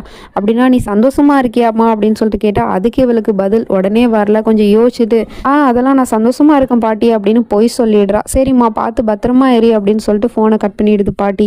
இப்போ அப்படியே சீனை கட் பண்ணா கொஞ்ச நேரம் கழிச்சு புருஷங்கார ஜான்வின்னு கத்திக்கிட்டே இருக்கான். இவளும் ஓடி போய் என்னாச்சுங்க அப்படின்னு சொல்லிட்டு கேட்குறா. இந்த துப்பட்டா எதுக்காக டைனிங் டேபிளில் கிடக்குது அப்படின்னு சொல்லிட்டு கேட்குறான். அப்பதான் நம்ம ஹீரோயின் யோசிச்சு பார்க்குறா. அவ தானே அதை அங்கே போட்டதே, இல்லைங்க நான் தான் ஏதோ மிஸ்டேக் பண்ணிட்டேன், இங்கே கொடுங்க, இதுக்கப்புறம் இப்படி நடக்காது அப்படின்னு சொல்லிட்டு இருக்கா. இதுக்கப்புறம் இல்லை, ஆனால் இப்போ நடந்ததுக்கான தானே உனக்கு நான் கொடுத்தாகணும்ல அப்படின்னு சொல்லிட்டு அங்கே இருக்கிற அலிமாரில் இருக்கிற எல்லா ட்ரெஸ்ஸையுமே கீழே தூக்கி போட்டு அது எல்லாத்தையுமே மடிச்சு வை அப்படின்னு சொல்கிறான். இவளும் எல்லாத்தையும் மடிச்சுக்கிட்டு இருக்கா. அதுவும் 5 நிமிஷத்துல மடிச்சு வைக்கணுமா, பறக்க மடிச்சு எல்லாத்தையும் அரேஞ்ச் பண்ணி வச்சிடுறா. அப்போ அவன் வந்து பார்த்துட்டு செக் பண்ணி பார்க்குறான். அதில் பார்த்தா ஷர்ட் இருக்கிற இடத்துல நைட் சூட் எதுக்காக வந்துச்சு அப்படின்னு சொல்லிட்டு கேட்குறான். இல்லைங்க ஏதோ தெரியாமல் மிஸ்டேக் பண்ணிட்டேன் அப்படின்னு சொல்கிறான். மிஸ்டேக் பண்ணால் அதை சரி பண்ணணும்ல அப்படின்னு சொல்லிட்டு திரும்பவும் எல்லாத்தையும் கழிச்சு போட்டு மடிச்சு வை அப்படின்னு சொல்கிறான். திரும்பவும் நம்ம ஹீரோயினே உட்காந்து கஷ்டப்பட்டு மடிச்சுக்கிட்டு உட்காந்துருக்கா. எல்லாத்தையும் அரேஞ்ச் பண்ணி வச்சிடா. இந்த தடவை நம்ம ஹீரோயினி கரெக்டாக அரேஞ்ச் பண்ணிட்டா போல. குட், இப்போ தான் நல்லா இருக்கு, பர்ஃபெக்டாக இருக்கு. இந்த மாதிரி பர்ஃபெக்டாக இடத்தையும் வீட்டையும் உன்னோட மனசையும் வச்சுக்கிட்டா நான் ஏமா உனக்கு தானே கொடுக்க போகிறேன், சரி வாமா அப்படின்னு சொல்லிட்டு பெட்டில் உட்கார வச்சு அவளுக்கு மசாஜ் பண்ணி விடுறேன் அப்படின்னு சொல்கிறான். இல்லை அதெல்லாம் ஒன்றும் வேணாங்க அப்படின்னு சொல்கிறா. இல்லைம்மா உனக்கு ஷோல்டர்லாம் பயங்கரமாக வலிக்கும், நான் மசாஜ் பண்ணி விடுறேன் அப்படின்னு சொல்லிட்டு அவன் கழுத்துக்கிட்ட கையை வைக்கிறான். இவ பயங்கர பயந்து போயிடுறா, எங்கே கழுத்து நெரிச்சு நம்மளை கொன்றுவானோ அப்படின்னு. எதுக்காக ஜான்வி நீ இவ்வளோ பயப்படுற, நான் உன்னோட புருஷன் தான், பயப்படாதம்மா அப்படின்னு சொல்லிட்டு உட்கார வச்சு மசாஜ்லாம் பண்ணி விட்டுட்டு இருக்கான்.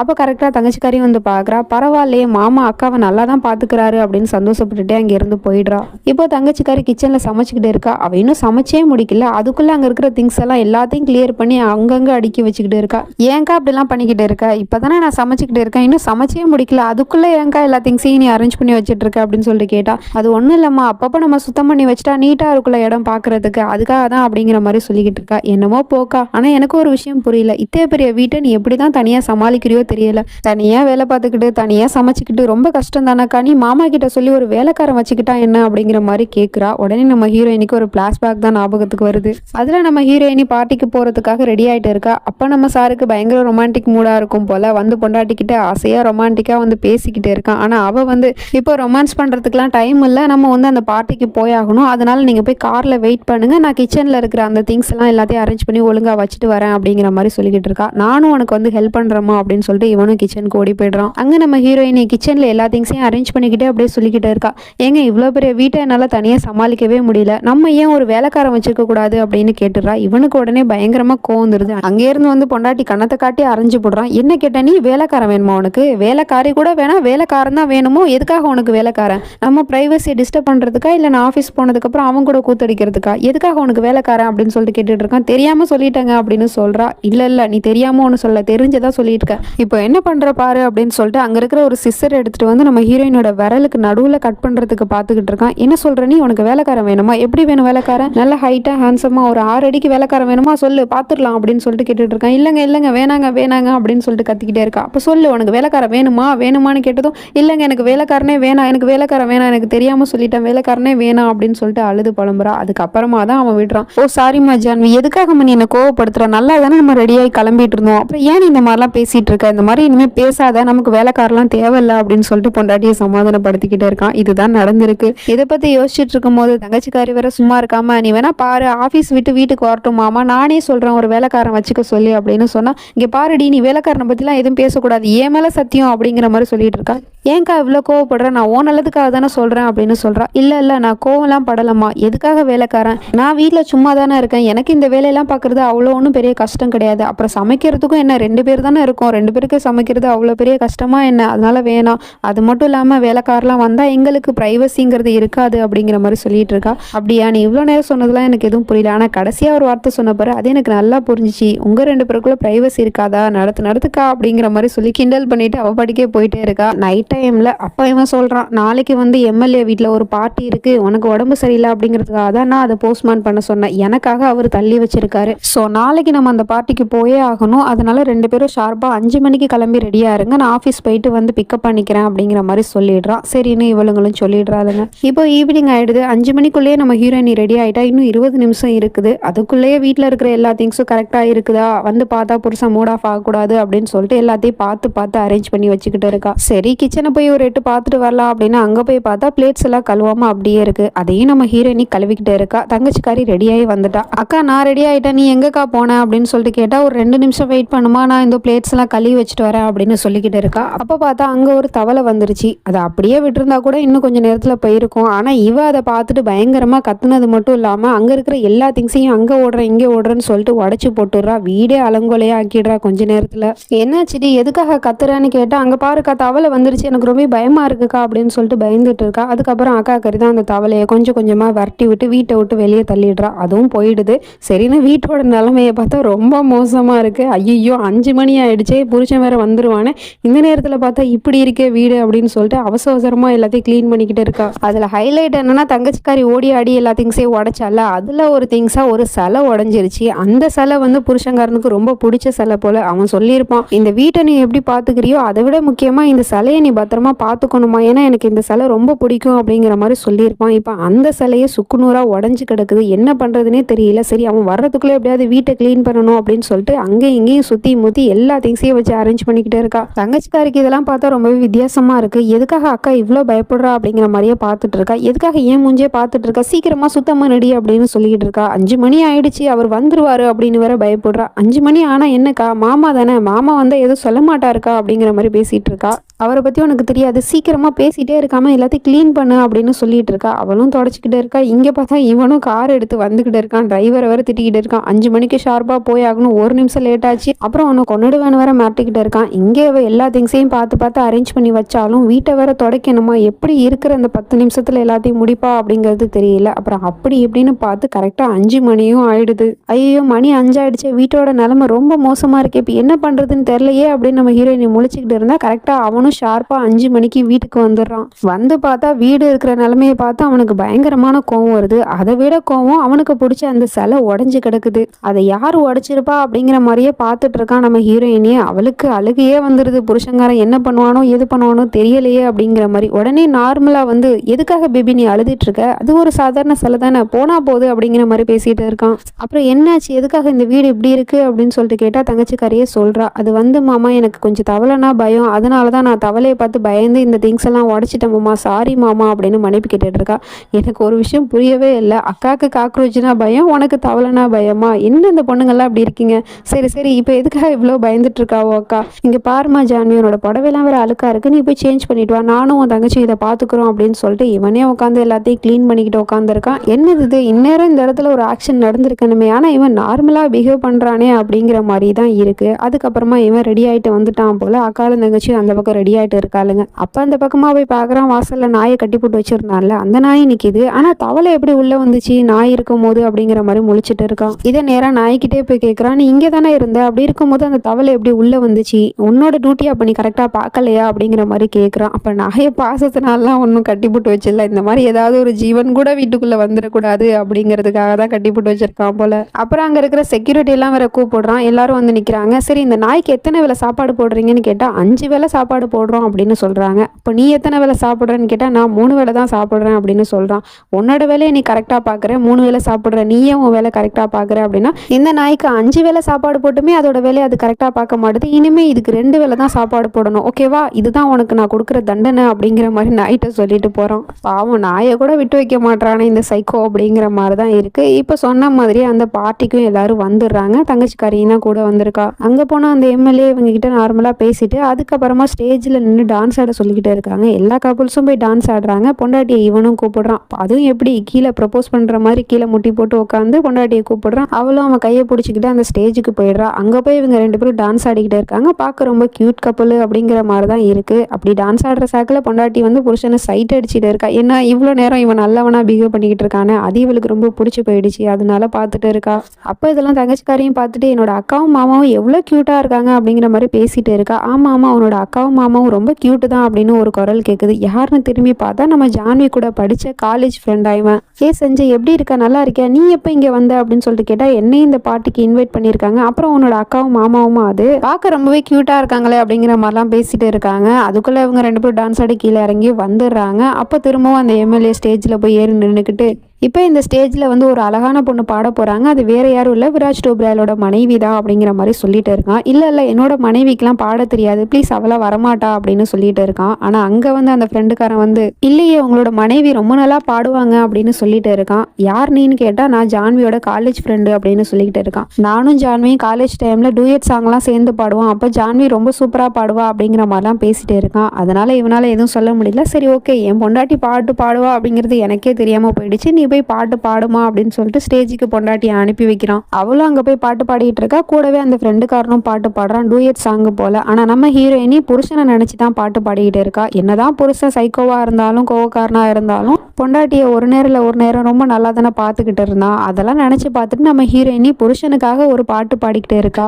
ஆனால் இவனுக்கு இங்கேருந்து பார்க்கும்போது ஸ்டேஜில் இன்னொருத்தவங்க கூட போய் என் பொண்டாட்டி பாட்டு பாடுறாளே அப்படிங்கிற மாதிரி தான் இருக்குது. ஒரு வழியாக பாட்டும் பாடி முடிச்சிடுறா. எல்லாருமே கைத்தட்டி வாழ்த்துக்கள் சொல்கிறாங்க, ரொம்ப நல்லா பாடினீங்க அப்படின்னு. ஆனால் இவனுக்கு கோவமாக தான் வருது. அந்த கோவத்தில் கையில் வச்சிருந்த கிளாஸே உடைச்சிடுறான். இது எதுவுமே தெரியாமல் அப்பாவே நம்ம ஹீரோயினி ஸ்டேஜ் மேலே நின்றுட்டு இருக்கா. என்ன பண்ண போறான்னு தெரியல. 3 பேரும் பார்ட்டி முடிஞ்சு வீட்டுக்கு போயிட்டு இருக்காங்க. அப்போ புருஷன் கையில் அடிபட்டு இருக்கிறத பார்த்துட்டு பொண்டாட்டி கேட்குறா, எப்படிங்க அடிபட்டுச்சு அப்படின்னு. அது ஏதோ சும்மா கிளாஸ் உடஞ்சி கையில் குத்திருச்சுமா, ஒன்றும் நீ பயப்படாத அப்படிங்கிற மாதிரி பொண்டாட்டியை சமாதானம் பண்ணி கூட்டிகிட்டு போயிட்டு இருக்கான். ஆனால் அவன் கண்ணிலே தெரியுது பொண்டாட்டி மேலே எவ்வளோ கோவமாக இருக்கான் அப்படின்னு. வீட்டுக்கு போனதுக்கப்புறம் நல்லா ஹீரோயினி படுத்து தூங்கிடுறா. ஆனால் இவனால் நிம்மதியாக தூங்க தூங்க முடியல. பொண்டாட்டி அந்த ஸ்டேஜ்ல இன்னொருத்தவங்க கூட பாட்டு பாடினதே நினைச்சு பார்த்துட்டு இருக்கான். அது எப்படி என் பொண்டாட்டி இன்னொருத்தவங்க கூட போய் பாட்டு பாடலாம் அப்படின்னு சொல்லிட்டு ஒரு ஸ்டிக்கர் எடுத்து நம்ம ஹீரோயினி காலிலே அடிச்சிடறான். அவ பயந்து போய் அப்படியே வழியில துடிச்சுக்கிட்டு எழுந்திருக்கிறா.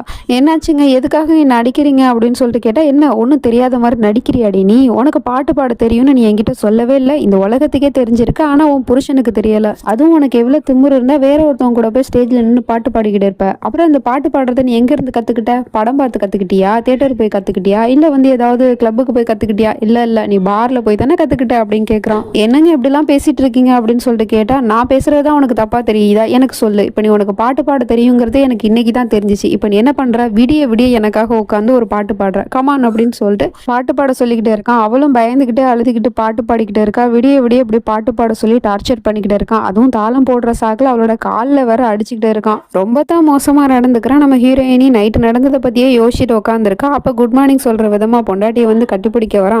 அவ 10 அடி தூரத்துக்கு எகிரி குதிச்சு போய் அந்த பக்கம் நின்றா. என்னாச்சு ஜான்வி, எதுக்காக உன்னோட புருஷனை பத்தி இவ்வளவு பயப்படுற? நான் உன்னோட புருஷன் தானே அப்படின்னு சொல்லிட்டு கேட்கறான். எப்படிங்க என்னால பயப்படாம நார்மலா இருக்க முடியும்? நைட்டு தூங்க விடாம என்ன அடிச்சிங்க, கொடுமைப்படுத்துனீங்க, இப்போ காலையில எதுவுமே நடக்காத மாதிரி வந்து பேசுறீங்களே அப்படின்னு சொல்லிட்டு கேட்கறா. இங்க பாரு ஜான்வி, நான் உனக்கு எப்படி சொல்லி புரிய வைக்கிறதுனே தெரியல. அது நான் உன் மேல இருக்கிற கோவத்துல பண்ணிட்டேமா, மற்றபடி எதுனாலையும் உன் மேல நான் வச்சிருக்க அன்போ பாசமோ குறைய போறது இல்லை அப்படிங்கிற மாதிரிலாம் பேசிட்டு இருக்கான். சரி வா, உனக்காக ஒரு சர்ப்ரைஸ் வச்சிருக்கேன் அப்படின்னு சொல்லிட்டு ஹாலுக்கு அழைச்சிட்டு போய் டைனிங் டேபிளுக்கு அழைச்சிட்டு போய் உட்கார வச்சு பொண்டாட்டிக்கு பிடிச்சதெல்லாம் சமைச்சு வச்சிருக்கான் போல. இதுதான் சர்ப்ரைஸ் அப்படிங்கிற மாதிரி சொல்றான். இதை நினைச்சு நம்ம ஹீரோயினி சந்தோஷப்படுறதா இல்ல புருஷங்கார திடீர்னு சைக்கோவா மாறுறானே அப்படிங்கறத நினைச்சு வருத்தப்படுறதாங்கிறதே தெரியல. என்னம்மா எதுவுமே சொல்லாம இருக்கேன்னு கேட்டா, அது ஒண்ணும் இல்லம்மாமா, நான் உங்க 2 பேருக்கு இடைஞ்சலா இருக்கிறேன்ல, அது அக்காவுக்கு பிடிக்கல, அதனாலதான் அவன் எதுவும் சொல்லாம இருக்கா. நான் இன்னைக்கே கிளம்பிடுவேன்க்கா, பயப்படாத அப்படிங்கிற மாதிரி சொல்லிக்கிட்டே இருக்கா. இன்னைக்கு ஊருக்கு போறா போல தங்கச்சிக்காரி. அதே சமயம் இந்த சைக்கோ போய் ரூமுக்குள்ள அந்த உடஞ்ச சிலையெல்லாம் ஒன்னா சேர்த்து வச்சுக்கிட்டு இருக்கான். எப்படியா இருந்தாலும் உடஞ்சது திரும்ப ஒன்னா சேர்க்க முடியாதுல்ல, அதனால ரொம்பவே கோவப்படுறான். நான் எவ்வளவு நாளா உன்னை கண்ணும் கருத்துமா பார்த்துட்டு இருந்தேன், என் பொண்டாடி கிட்ட கூட சொன்னேன்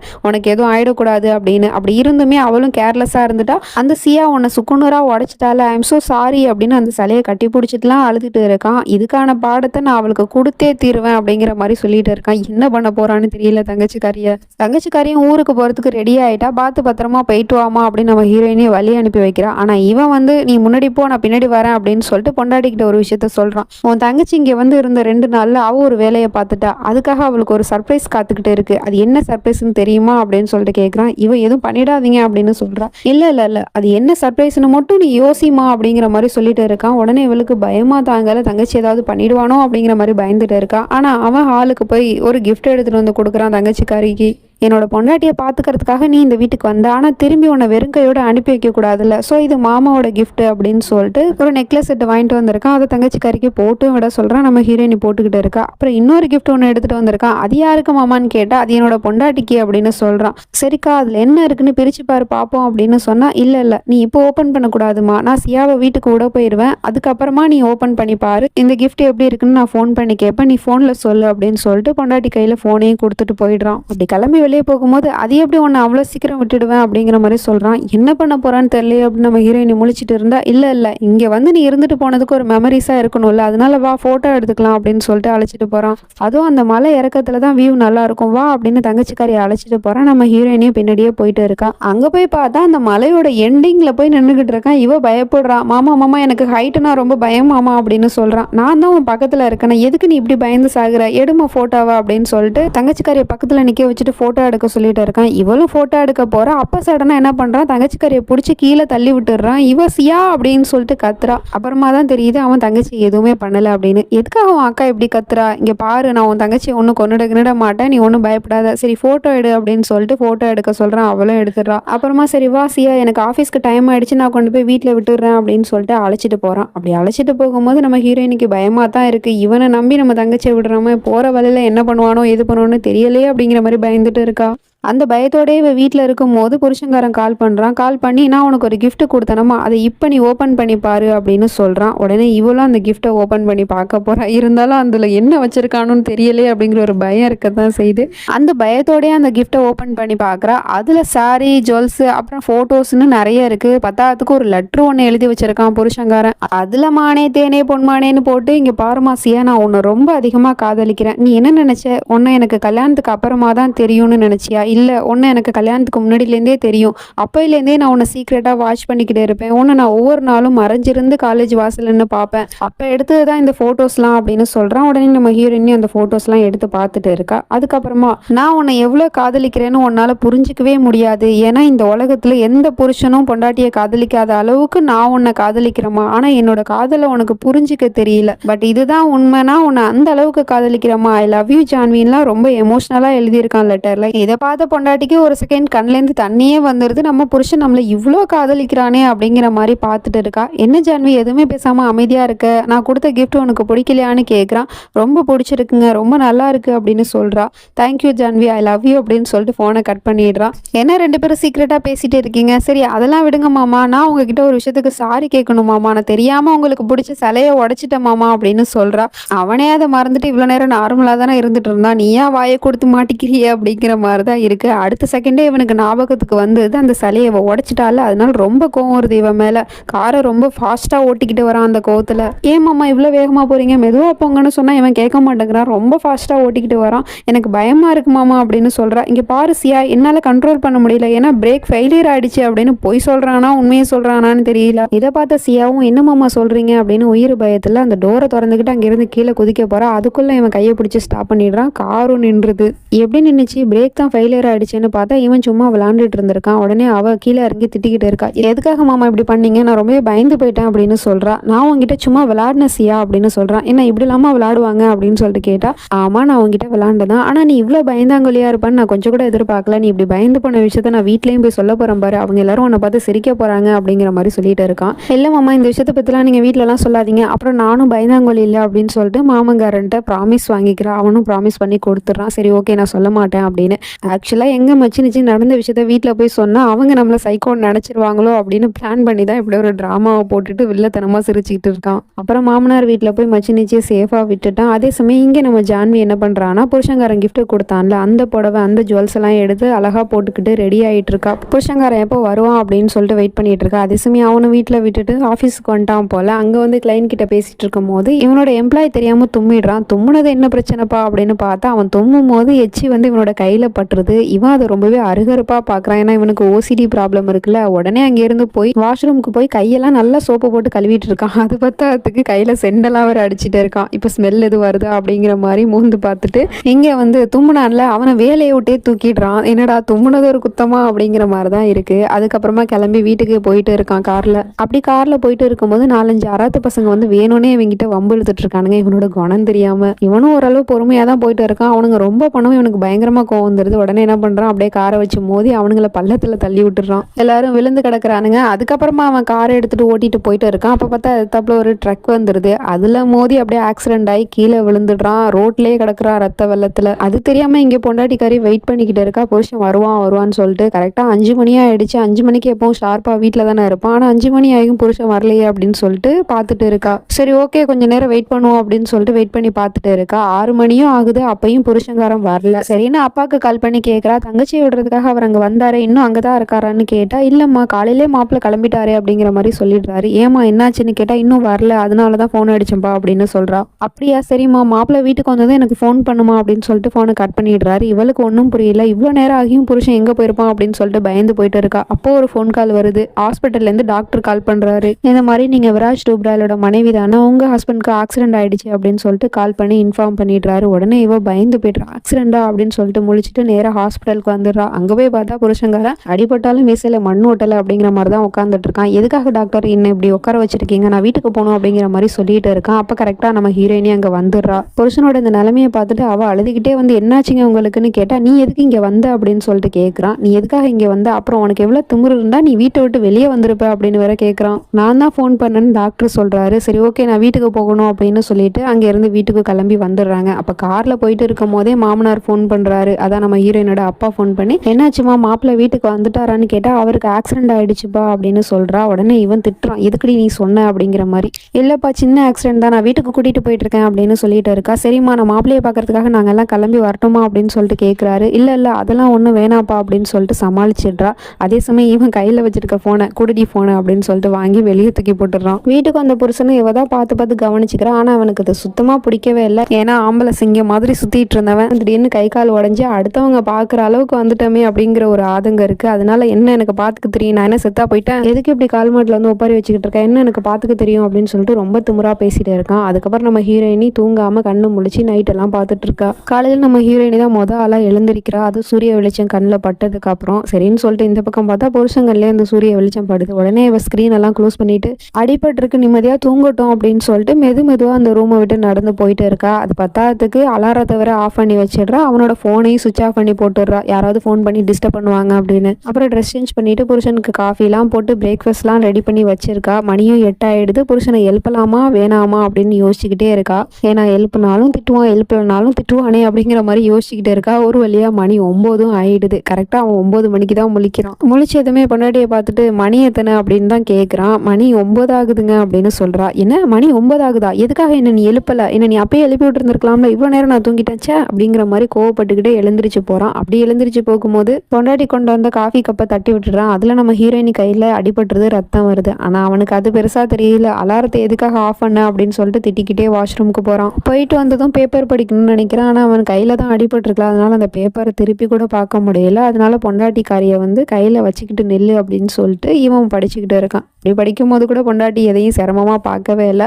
அவன் படிக்கும் போது அந்த அழகிய முகத்தை ரசிக்கத்தான் செய்யறான். என்ன அப்படி பாக்குறேன், என்ன கொல்ல போறியா அப்படின்னு கேட்குறான். இல்லைங்க நீங்க பேப்பர் படிக்கும் போது பார்க்க அழகா இருந்தீங்க, அதை தான் பார்த்துட்டு இருந்தேன் அப்படிங்கிற மாதிரி சொல்லிட்டு இருக்கா. சரி ஓகே அப்படின்னு சொல்லிட்டு இவனும் ரெடியாகி உட்காந்துருக்கான். அப்போ பார்த்தா காலிங் பில் அடிக்கிற சவுண்டு கேட்குது. இந்த நேரத்தில் யார் வந்திருப்பா, மணி 10 ஆகுது, 10 மணிக்கு யார் வரப்போறா அப்படிங்கிற மாதிரி யோசிச்சுட்டு இருக்கான். சரிங்க நான் போய் பார்க்குறேன் அப்படின்னு ஹீரோயினி போறா. டக்குன்னு அவளோட அந்த அடிப்பட்ட கையை பிடிச்சி ஸ்டாப் பண்றான். நீ எதுக்காக போய் பார்க்க போற அப்படின்னா, யாரை வர சொல்லியிருக்க, எவனை வர சொல்லியிருக்க, அப்போ நான் ஆஃபீஸ்க்கு போனதுக்கு அப்புறம் இந்த வேலை தான் நடக்குதா, யாரை வர சொல்லியிருக்க, உன்னோட பாய் ஃப்ரெண்டை வர சொல்லியிருக்கியா அப்படிங்கிற மாதிரி ரொம்பவே தப்பா பேசிட்டு இருக்கான். இல்லைங்க அப்படிலாம் நான் யாரையும் வர சொல்லலை, யார் வந்திருக்கானே எனக்கு தெரியாது அப்படிங்கிற மாதிரி சொல்லிட்டு இருக்கா. அப்படின்னா சரி வா, நானும் வீல் சேர்ல வரேன், 2 பேருமே போய் பார்ப்போம் யார் வந்திருக்கா அப்படிங்கிற மாதிரி போய் பார்க்குறான். அங்கே போய் பார்த்தா ஆஃபீஸில் வேலை பார்க்குற ஒரு எம்ப்ளாயி வந்திருக்காரு. எதுக்காக நீ இங்கே வந்தேன்னு கேட்டால், நான் உங்களுக்கு ஃபோன் பண்ணேன், ஃபோன் அட்டன் ஆகலை அப்படிங்கிறதுக்காக தான் நேராக வீட்டுக்கே வந்து இந்த ஃபைலை கொடுத்துட்டு போகலான்னு வந்தேன் அப்படிங்கிற மாதிரி சொல்லிட்டு இருக்காரு. சரி உங்களுக்கு என்ன ஆச்சு, அடிபட்டிருக்கே, நீங்கள் ஆஃபீஸ்க்கு வரலையான்னு கேட்டால் அது ஒன்றும் இல்லை அப்படிங்கிற மாதிரி சொல்லி சமாளிச்சுட்டு இருக்கான். சரி ஓகே நீ போயிட்டு வா அப்படின்னு சொல்லிட்டு அவரையும் அனுப்பி வச்சிடுறான். அப்புறம் நம்ம ஹீரோயினி கிட்ட ஃபோன் எங்க, என்னோட ஃபோனை போய் எடுத்துட்டு வா அப்படின்னு சொன்னதும் இவ்வளோ ரூமுக்கு போய் ஃபோனை எடுத்துட்டு வந்து கொடுக்குறா. அந்த ஃபோனை பார்க்குறான், ஃபோன் ஆஃப் ஆகி கிடக்குது. எப்படி என்னோட ஃபோன் ஆஃப் ஆச்சுன்னு கேட்டால், நான் தாங்க ஆஃப் பண்ணி வச்சேன், நீங்கள் நல்லா தூங்கிட்டு இருந்தீங்க, யாராவது கால் பண்ணி டிஸ்டர்ப் பண்ணிடுவாங்கன்னு தான் ஆஃப் பண்ணி வச்சேன் அப்படின்னு சொல்கிறா. நீ எதுக்காக என்னோட பர்மிஷன் இல்லாமல் என்னோட திங்ஸ்லாம் நீ கை வைக்கிற, என்னோட ஃபோனை நீ இப்போ ஆஃப் பண்ணி வச்சதுனால தான் அந்த ஆள் இப்போ வீட்டுக்கு வந்துட்டு போகிறான், அவன் என்னோட இந்த நிலைமையை பார்த்துட்டான், இப்போ என்னோட இந்த நிலைமையை பற்றி ஆஃபீஸில் போய் சொல்ல போகிறான், எல்லாத்துக்கும் காரணம் நீ தான், எதுக்காக ஜான் இப்படி பண்ண அப்படின்னு சொல்லிட்டு அங்கே இருக்கிற ஒரு ஃப்ளவர் வாஷை எடுத்து அவள் மேலே தூக்கி அடிக்கிறான். நல்லவேளை அவன் மேலே போய் படலை, கீழே விழுந்துருச்சு. அவ்வளோ கோவம் வருது அவனுக்கு. கையில் கிடைக்கிறதெல்லாம் எடுத்து அடிச்சுக்கிட்டே இருக்கான். அப்போ பார்த்தா நம்ம ஹீரோயினி வாச பக்கமாக பார்த்துட்டு இருக்கா. யாரை பார்க்குறா என்ன பார்க்குறான்னு தெரியல. இவனும் எதுக்காக பொண்டாட்டி அந்த பக்கமாக பார்க்குறா அப்படின்னு சொல்லிட்டு திரும்பி பார்க்குறான். பார்த்தவனுக்கு பயங்கர ஆப்பு. ஏன்னா அங்கே மொத்த ஃபேமிலியும் வந்திருக்காங்க. இங்கே நடந்த கொடுமையெல்லாம் பார்த்துட்டாங்களா அப்படின்னு சொல்லிட்டு யோசிச்சுட்டு இருக்கும் போது அதுதான் இல்லை.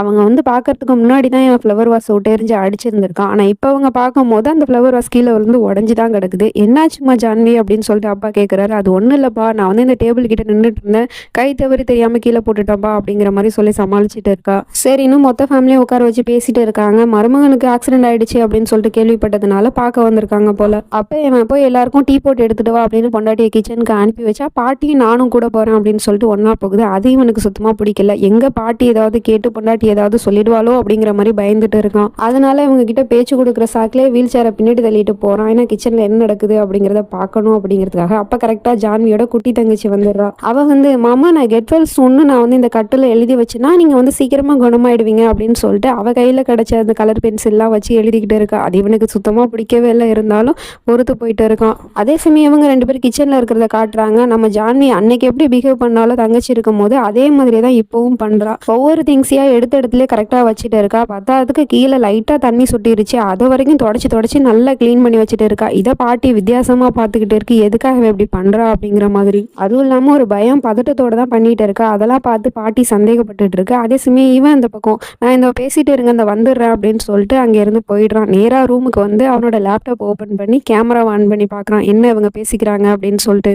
அப்ப பாட்டி கேக்குது, ஏமா நீ நல்லா இருக்கல அப்படின்னு சொல்லிட்டு கேட்டா, எனக்கு என்ன குறைச்சல் பாட்டி, நான் நல்லா இருக்கேன் அப்படிங்கிற மாதிரி சொல்லிட்டு இருக்கா. சரிம்மா நீ சந்தோஷமா இருக்கியான்னு கேட்டா அதுக்கு அவளால் பதில் சொல்ல முடியல. கண் கலங்கிட்டே அப்படியே பாட்டியை கட்டி பிடிச்சிட்டு அழுதுட்டு இருக்கா. அதெல்லாம் ஒரு பிரச்சனை இல்லை பாட்டி, நான் நல்லா தான் இருக்கேன், சந்தோஷமா இருக்கேன், எனக்கு என்ன பிரச்சனை அப்படிங்கிற மாதிரி சொல்றா. அப்படியாமா அப்படிங்கிற மாதிரி பாட்டி கேட்டுட்டு இருக்கேன். ஆனா இவ சொல்றதுல உண்மை இருக்கா பொய் இருக்கா அப்படிங்கிறது பாட்டி நம்புச்சா என்னன்னு தெரியல. இவன் எல்லாத்தையும் கேமரால பார்த்துட்டு குட் ஜான்வி, இப்பதான் நீ ஒரு பர்ஃபெக்ட் ஒய்ஃபுங்கிறத நிரூபிச்சிருக்க அப்படிங்கிற மாதிரி சொல்லிட்டு இருக்கான். அதுக்கப்புறம் வந்தவங்க எல்லாம் வீட்டுக்கும் அனுப்பி வச்சிடுறாங்க. சரிம்மா பார்த்து இருந்துக்கோங்க, மாப்பிள்ளை நீங்களும் உடம்ப பார்த்துக்கோங்க அப்படின்னு சொல்லிட்டு மொத்த ஃபேமிலி கிளம்பி வீட்டுக்கு போயிடுறாங்க. அவங்க போன அடுத்த செகண்டே பார்த்தா இவன் வாட்ச்மேனை கூப்பிட்டு கை காலெல்லாம் அந்த பொண்ணு கிறுக்கி வச்சுட்டு போச்சுல, அது எல்லாத்தையும் சுடு தண்ணியை ஊற்றி க்ளீன் பண்ண சொல்றான். அவனுக்கு பயங்கரமா கை சுடுது, இருந்தாலும் நீ க்ளீன் பண்ணி தான் ஆகணும் அப்படின்னு சொல்லிட்டு வாட்ச்மேனை போட்டு கொடுமைப்படுத்திட்டு இருக்கான். அப்போ அங்கே ஜான்வி வந்துடுறா. உடனே அந்த வாட்ச்மேனை போ சொல்லிட்டு இங்கே வா அப்படின்னு சொல்லிட்டு கூப்பிடுறான். இவ பயந்துக்கிட்டே போறா. எனக்கு அங்கே சுடு தண்ணி வேற நல்லா கொதிச்சுக்கிட்டு இருக்கு, அதை எங்க கோவத்தில் நம்ம முகத்தில் ஊற்றிடுவானோ அப்படிங்கிற மாதிரி பயந்துக்கிட்டே போறா. பக்கத்தில் போனால் அவன் கையை பிடிச்சிக்கிட்டு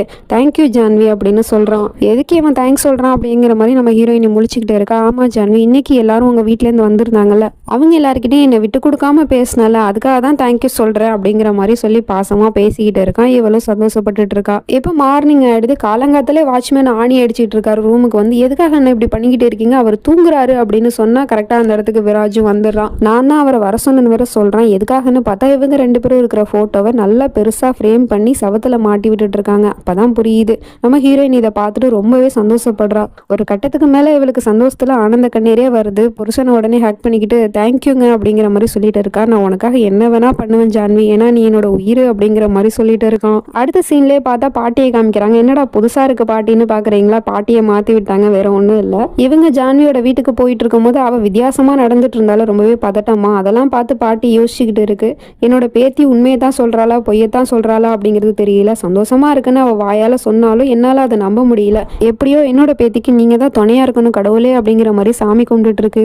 இந்த பக்கம் புருஷனும் பொண்டாட்டியும் செஸ் விளையாண்டுட்டு இருக்காங்க. அப்போ நம்ம ஹீரோயினி ஜெயிக்கிற ஸ்டேஜில் தான் இருக்கா. இருந்தாலும் புருஷனை ஜெயிச்சுட்டா அவன் கோவப்படுவானே அப்படிங்கிற ஒரு பயத்தில் அவனுக்கு விட்டு கொடுத்துட்றா. அதுக்கப்புறம் அவன் செக் வச்சு ஜெயிச்சிடுறான் பொண்டாட்டியை. பாத்தியா ஜான்வி, நான் தான் ஜெயிச்சேன், என்னெல்லாம் யாரும் ஜெயிக்க முடியாது அப்படிங்கிற மாதிரி பேசிகிட்டே இருக்கான். ஒருவேளை இவ ஜெயிச்சுட்டா கண்டிப்பாக கோவம் தான் பட்டிருந்துருப்பான் போல். அப்போ கால் வருது, ஆஃபீஸ்லேருந்து கால் பண்ணுறாங்க. நீங்கள் பேசுங்க அப்படின்னு சொல்லிட்டு ஃபோனை புருஷன்கிட்ட கொடுத்துட்டு நான் போய் டீ போட்டு எடுத்துகிட்டு வரேன் அப்படின்னு அவள் கிச்சனுக்கு போயிடுறா. இவனோட ஆஃபீஸில் ஒரு எம்ப்ளாயி இருப்பார்ல வயசானவர், அவர் தான் கால் பண்ணி சொல்கிறாரு, இந்த மாதிரி உங்களுக்கு கொடுக்கலான்னு இருந்த கான்ட்ராக்டரை இப்போ மெகதா சார் வேற ஒருத்தவருக்கு கொடுக்க போறாரு அப்படிங்கிற மாதிரி சொல்லிட்டு இருக்காரு. அதை கேட்டதும் இவனுக்கு பயங்கரமான கோவம் வந்துடுது. அப்பதான் கரெக்டா நம்ம ஹீரோயினையும் டீ எடுத்துட்டு வரா. அதையும் பிடிச்சி தள்ளி விட்டுறான் கோவத்துல. அது எப்படி என்னோட கான்ட்ராக்ட் மிஸ் ஆகி போகும், இது நடந்திருக்க கூடாது அப்படின்னு சொல்லிட்டு அங்க இருக்கிற திங்ஸ் எல்லாம் போட்டு உடச்சிக்கிட்டு இருக்கான். வீடே அலங்கொலையா போயிடுது. பத்தாவதுக்கு இவன் வீல் சேர் எல்லாம் தூக்கி விட்டு எறிஞ்சு அடிச்சுக்கிட்டு இருக்கான். ஏங்க இப்படி எல்லாம் பண்றீங்க, பொறுமையா இருங்க அப்படின்னு சொன்னா ஜான்வி என்கிட்ட வராத, என்ன தொடாத, எனக்கு பயங்கர கோவமா இருக்கு, என்கிட்ட வராத, அப்புறம் நான் உன்னை ஏதாவது பண்ணிடுவேன் அப்படின்னு சொல்லிட்டு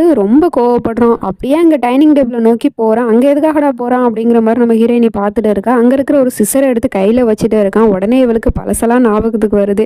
ஏற்கனவே இவன் ஒரு தடவை சிஸ்ஸர் வச்சு நம்ம ஹீரோயினோட விரல வெட்ட வந்தான்ல, அதை பற்றி தான் யோசிச்சுட்டு இருக்கா. அவனும் சிஸ்ஸர் எடுத்துட்டு நேராக நம்ம ஹீரோயினை நோக்கி தான் வரான். என்ன பண்ண போகிறான்னு பார்த்தா அவன் காலில் போட்டிருந்தானே அந்த மாவு கட்டு, அதை வந்து கட் பண்ணுறதுக்காக தான் எடுத்துகிட்டு வந்திருக்கான் போல. அதை கட் பண்ணி பார்க்குறான். ஆனால் அவனால் முடியல, அப்படியே கீழே விழுந்துடுறான். அப்போ கூட நம்ம ஹீரோயினி தூக்க போனால் என் கிட்ட வராத அப்படின்னு சொல்லிட்டே இருக்கான். அப்படியே மயக்கமாயிடுறான். கொஞ்ச நேரம் கழிச்சு இவ டாக்டருக்கு ஃபோன் பண்ணியிருப்பா போல. அவரும் வந்து செக் பண்ணி பார்த்துட்டு இப்போ நீங்கள் கம்ப்ளீட்டாக கொஞ்சம் கொஞ்சமாக ரெக்கவர் ஆகிட்டு வரீங்க அப்படிங்கிற மாதிரி சொல்லிட்டு இருக்காரு. என்ன நடக்குதுன்னு ஒன்றும் புரியல. உங்கள் பொண்டாட்டி தான் ஃபோன் பண்ணி இன்ஃபார்ம் பண்ணாங்க, நான் உடனே இங்கே வந்துட்டேன். பார்த்தா அவங்களோட காயெல்லாம் நல்லாவே ஆறி இருக்கு. உங்களோட மனைவி தான் எனக்கு ஃபோன் பண்ணி இன்ஃபார்ம் பண்ணாங்க. அதனால இனிமேல் நீங்கள் மாவு கட்டு போடணுங்கிற அவசியம் கிடையாது, இதையே கொஞ்ச நாள் யூஸ் பண்ணிக்கோங்க அப்படின்னு சொல்லிட்டு வேற ஒரு கட்டை போட்டு விட்டு போறாரு. தேங்க்யூ டாக்டர்னு சொன்னா நீங்கள் உங்களோட மனைவிக்கு தேங்க்யூ சொல்லுங்க அப்படிங்கிற மாதிரி சொல்லிட்டு போயிடுறாரு. உடனே இவனும் பொண்டாட்டி இங்கே வா அப்படின்னு சொல்லிட்டு கூப்பிடுறான். அவளும் பயந்துக்கிட்டே பக்கத்தில் போறா. இப்போ திரும்பவும் கையை பிடிச்சிட்டு தேங்க்யூ ஜான்வி அப்படின்னு சொல்றான். அப்போ காலிங் பெல் அடிக்கிற சவுண்டு கேட்குது. உடனே இவ போய் பார்க்க போறா. போய் பார்த்தா ஆஃபீஸ்லேருந்து தான் வந்திருக்காங்க. உடனே அவங்கள வெளியே நில்லுங்க அப்படிங்கிற மாதிரி நிற்க வச்சுட்டு இவ வீடு ஃபுல்லாக இப்போ அலங்கோலையாக கிடக்குது இல்லை, அது எல்லாத்தையுமே க்ளீன் பண்ணிக்கிட்டே இருக்கா. ஏன்னா வந்து பார்த்தா ஏதாவது நினைப்பாங்க, புருஷன் கோவப்படுவான் அப்படின்னு சொல்லிட்டு எல்லாத்தையும் பார்த்து பார்த்து க்ளீன் பண்ணிக்கிட்டு இருக்கா. அப்போ தான் கரெக்டாக அவனும் வரான். யார் வந்திருக்கா அப்படின்னு சொல்லிட்டு கேட்டால் ஆஃபீஸ்லேருந்து தான் வந்திருக்காங்க அப்படின்னு சொல்லிட்டு இருக்கா.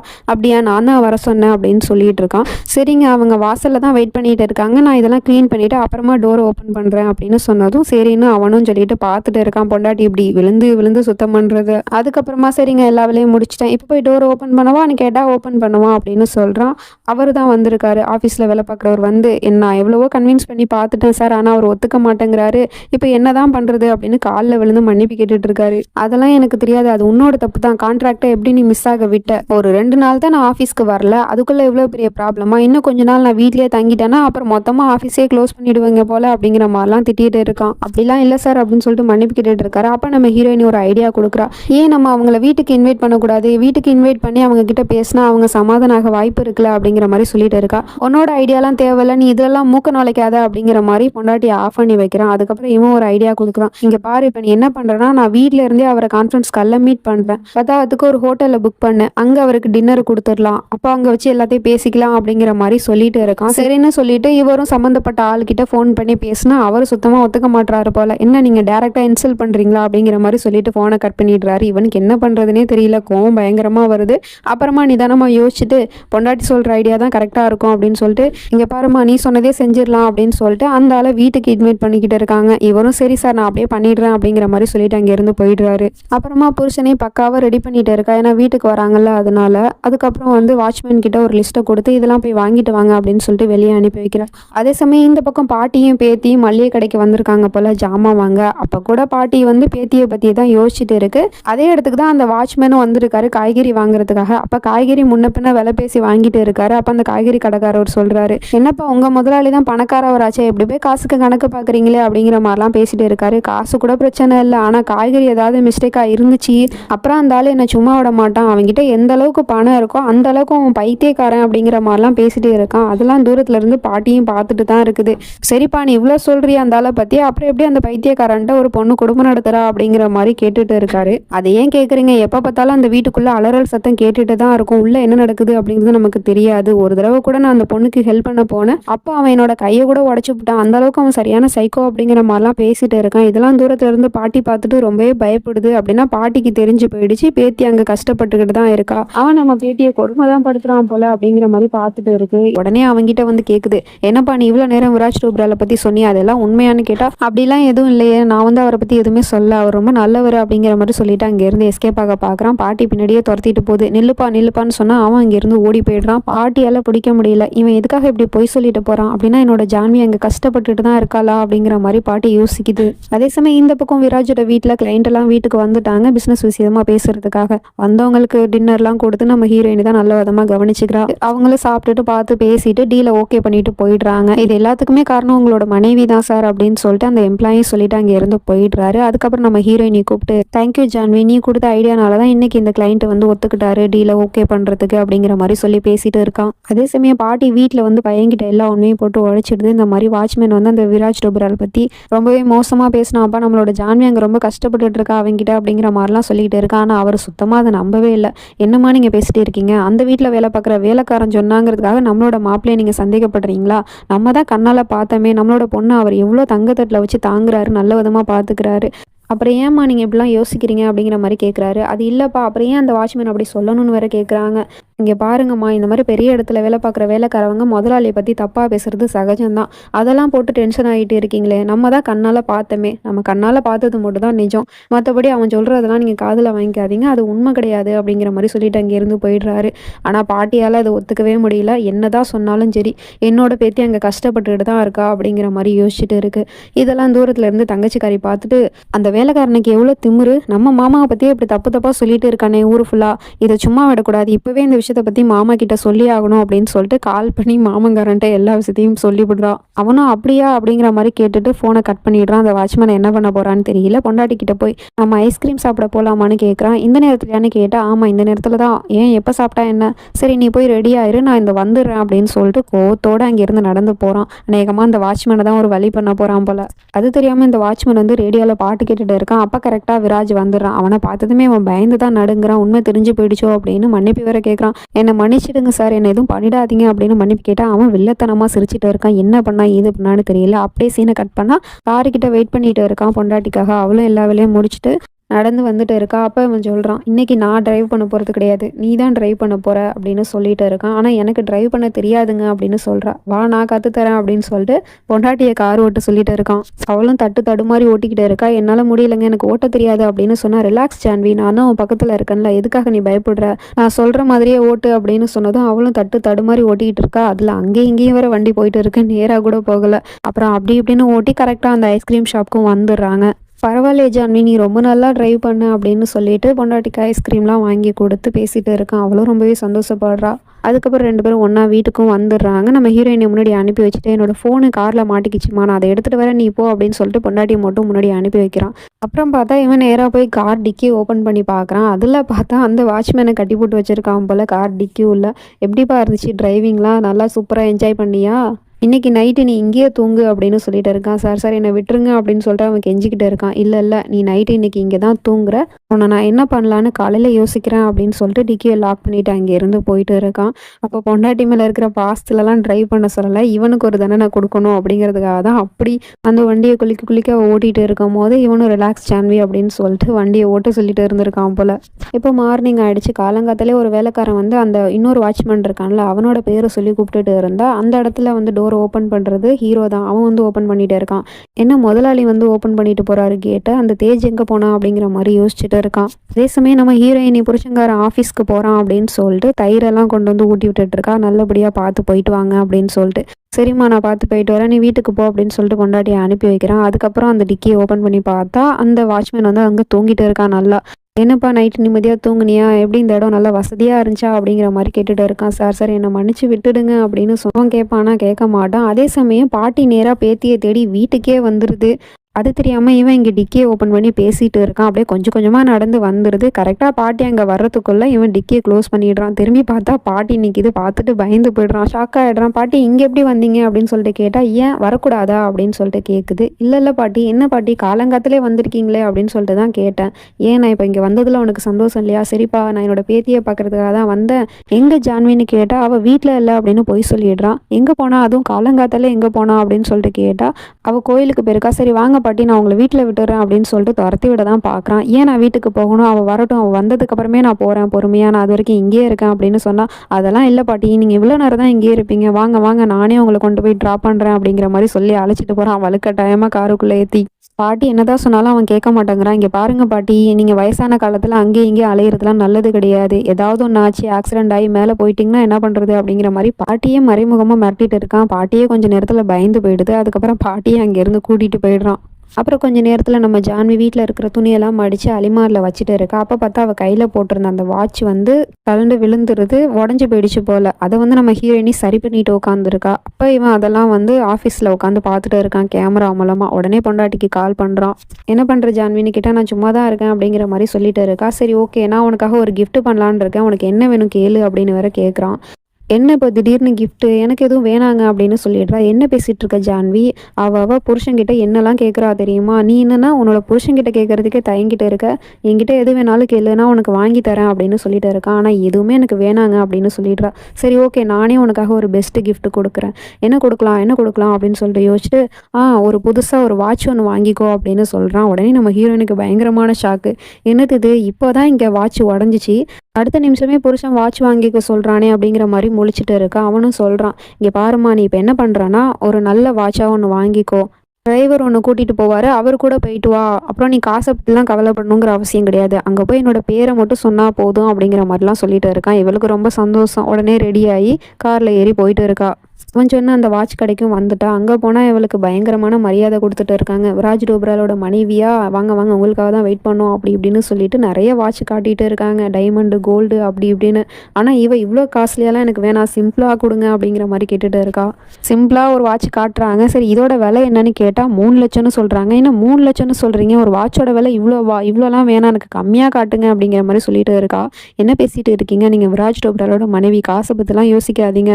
நீங்கள் ஏதாவது செலக்ட் பண்ணால் மட்டும் போதும்" அப்படின்னு சொன்னதும் நம்ம ஹீரோயின் ஒரு வாட்சை செலக்ட் பண்ணுறா. அப்போ அந்த கடைக்காரர் சொல்கிறாரு, "இது ஒரு couple watch, husband and wife 2 பேருக்குமே இருக்குது இந்த வாட்ச். அதை நான் ஒன்றா எடுக்க சொல்லிடவா, உங்கள் ஹஸ்பண்ட்க்கும் எடுக்க சொல்லவா" அப்படின்னு சொல்லிட்டு கேட்டால், "பரவாயில்ல, சூப்பர், நீங்கள் 2யும் சேர்த்து கிஃப்ட் பண்ணிவிடுங்க" அப்படின்னு சொல்லிட்டு அதையும் பேக் பண்ணி வாங்கிக்கிறா.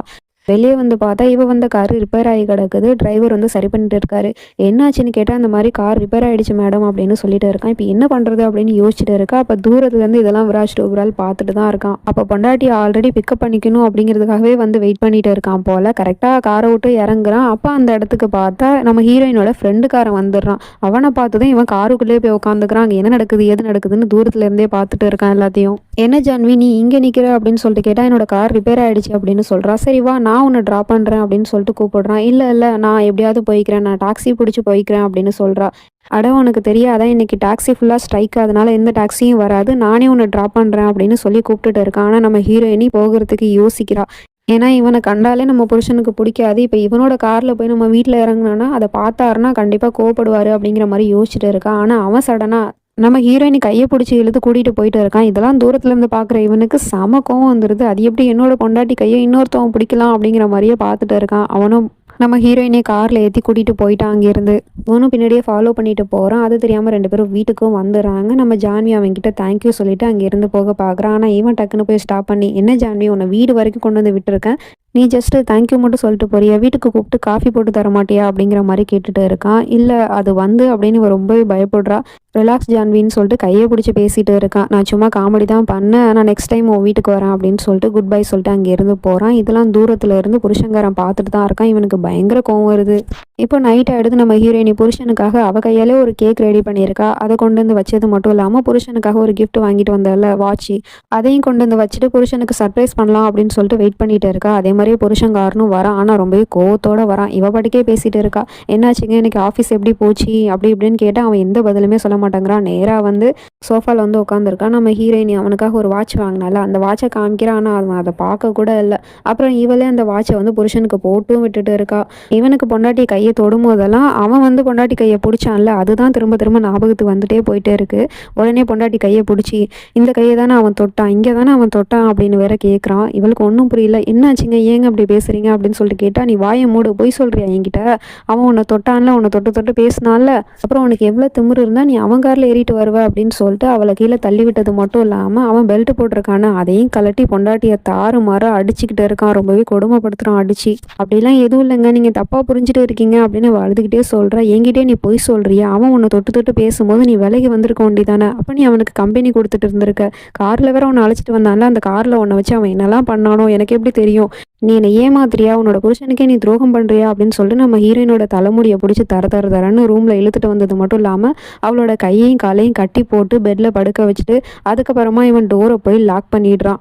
உள்ள என்ன நடந்திருக்கும் அப்படிங்கிறத நம்மளால கெஸ் பண்ண முடியுது. அந்த கொடூரமான காட்சை நமக்கு காட்டல. நம்ம ஹீரோயினி கத்துற சவுண்டு மட்டும் தான் கேட்குது. கொஞ்ச நேரம் கழிச்சு நம்ம ஹீரோயினி ரொம்பவே பயந்து போய் பெட்ல படுத்துட்டு இருக்கா. திரும்ப திரும்ப புருஷங்காரன் பண்ண கொடுமையெல்லாம் நினைச்சு பார்த்துட்டு ரொம்பவே பயந்து போயிட்டு இருக்கா. இந்த மாதிரிலாம் எந்த பொண்ணுக்கும் நடக்கக்கூடாது. அந்த அளவுக்கு இந்த சைக்கோ பைய கொடுமைப்படுத்துறான் பொண்டாட்டிய. அதனால காலங்காத்தால எழுந்திருச்சு விடிஞ்சதும் விடியாதமா இதுக்கப்புறமா இவன் கிட்ட வாழ்றது சரியில்லை, இதுக்கப்புறமா இவன் பண்ற கொடுமையெல்லாம் நம்மளால தாங்கிக்க முடியாது அப்படின்னு சொல்லிட்டு ஒரு முடிவு எடுத்துடுறா. அவனை விட்டு ஒரே எதிரியா போக போறா போல. கேட்டு வரைக்குமே வந்துட்டா. வந்து அந்த வாட்ச்மேன் கிட்ட கேட்டை திறக்க சொன்னா அவர் திறக்க மாட்டேங்கிறாரு. எங்க மேடம் போயிட்டு இருக்கீங்க காலங்காத்துலன்னு கேட்டா, நான் கேட்டை திறன்னு சொன்னா தொற அப்படின்னு சொன்னா அவன் கேட்க மாட்டேங்கிறான். இங்க பாருங்க மேடம், நீங்க மட்டும் இப்ப வெளியே போனீங்கன்னா உங்களோட புருஷன் என்னோட குடும்பத்தையே அழிச்சிருவாரு மேடம், எனக்கு சின்ன குழந்தையெல்லாம் இருக்கு மேடம், ப்ளீஸ் மேடம் உள்ள போங்க அப்படின்னு சொல்லிட்டு காலில் விழுந்து கெஞ்சிக்கிட்டு இருக்கான். ஸோ இவளால என்ன பண்றது ஏது பண்றதுன்னு தெரியல.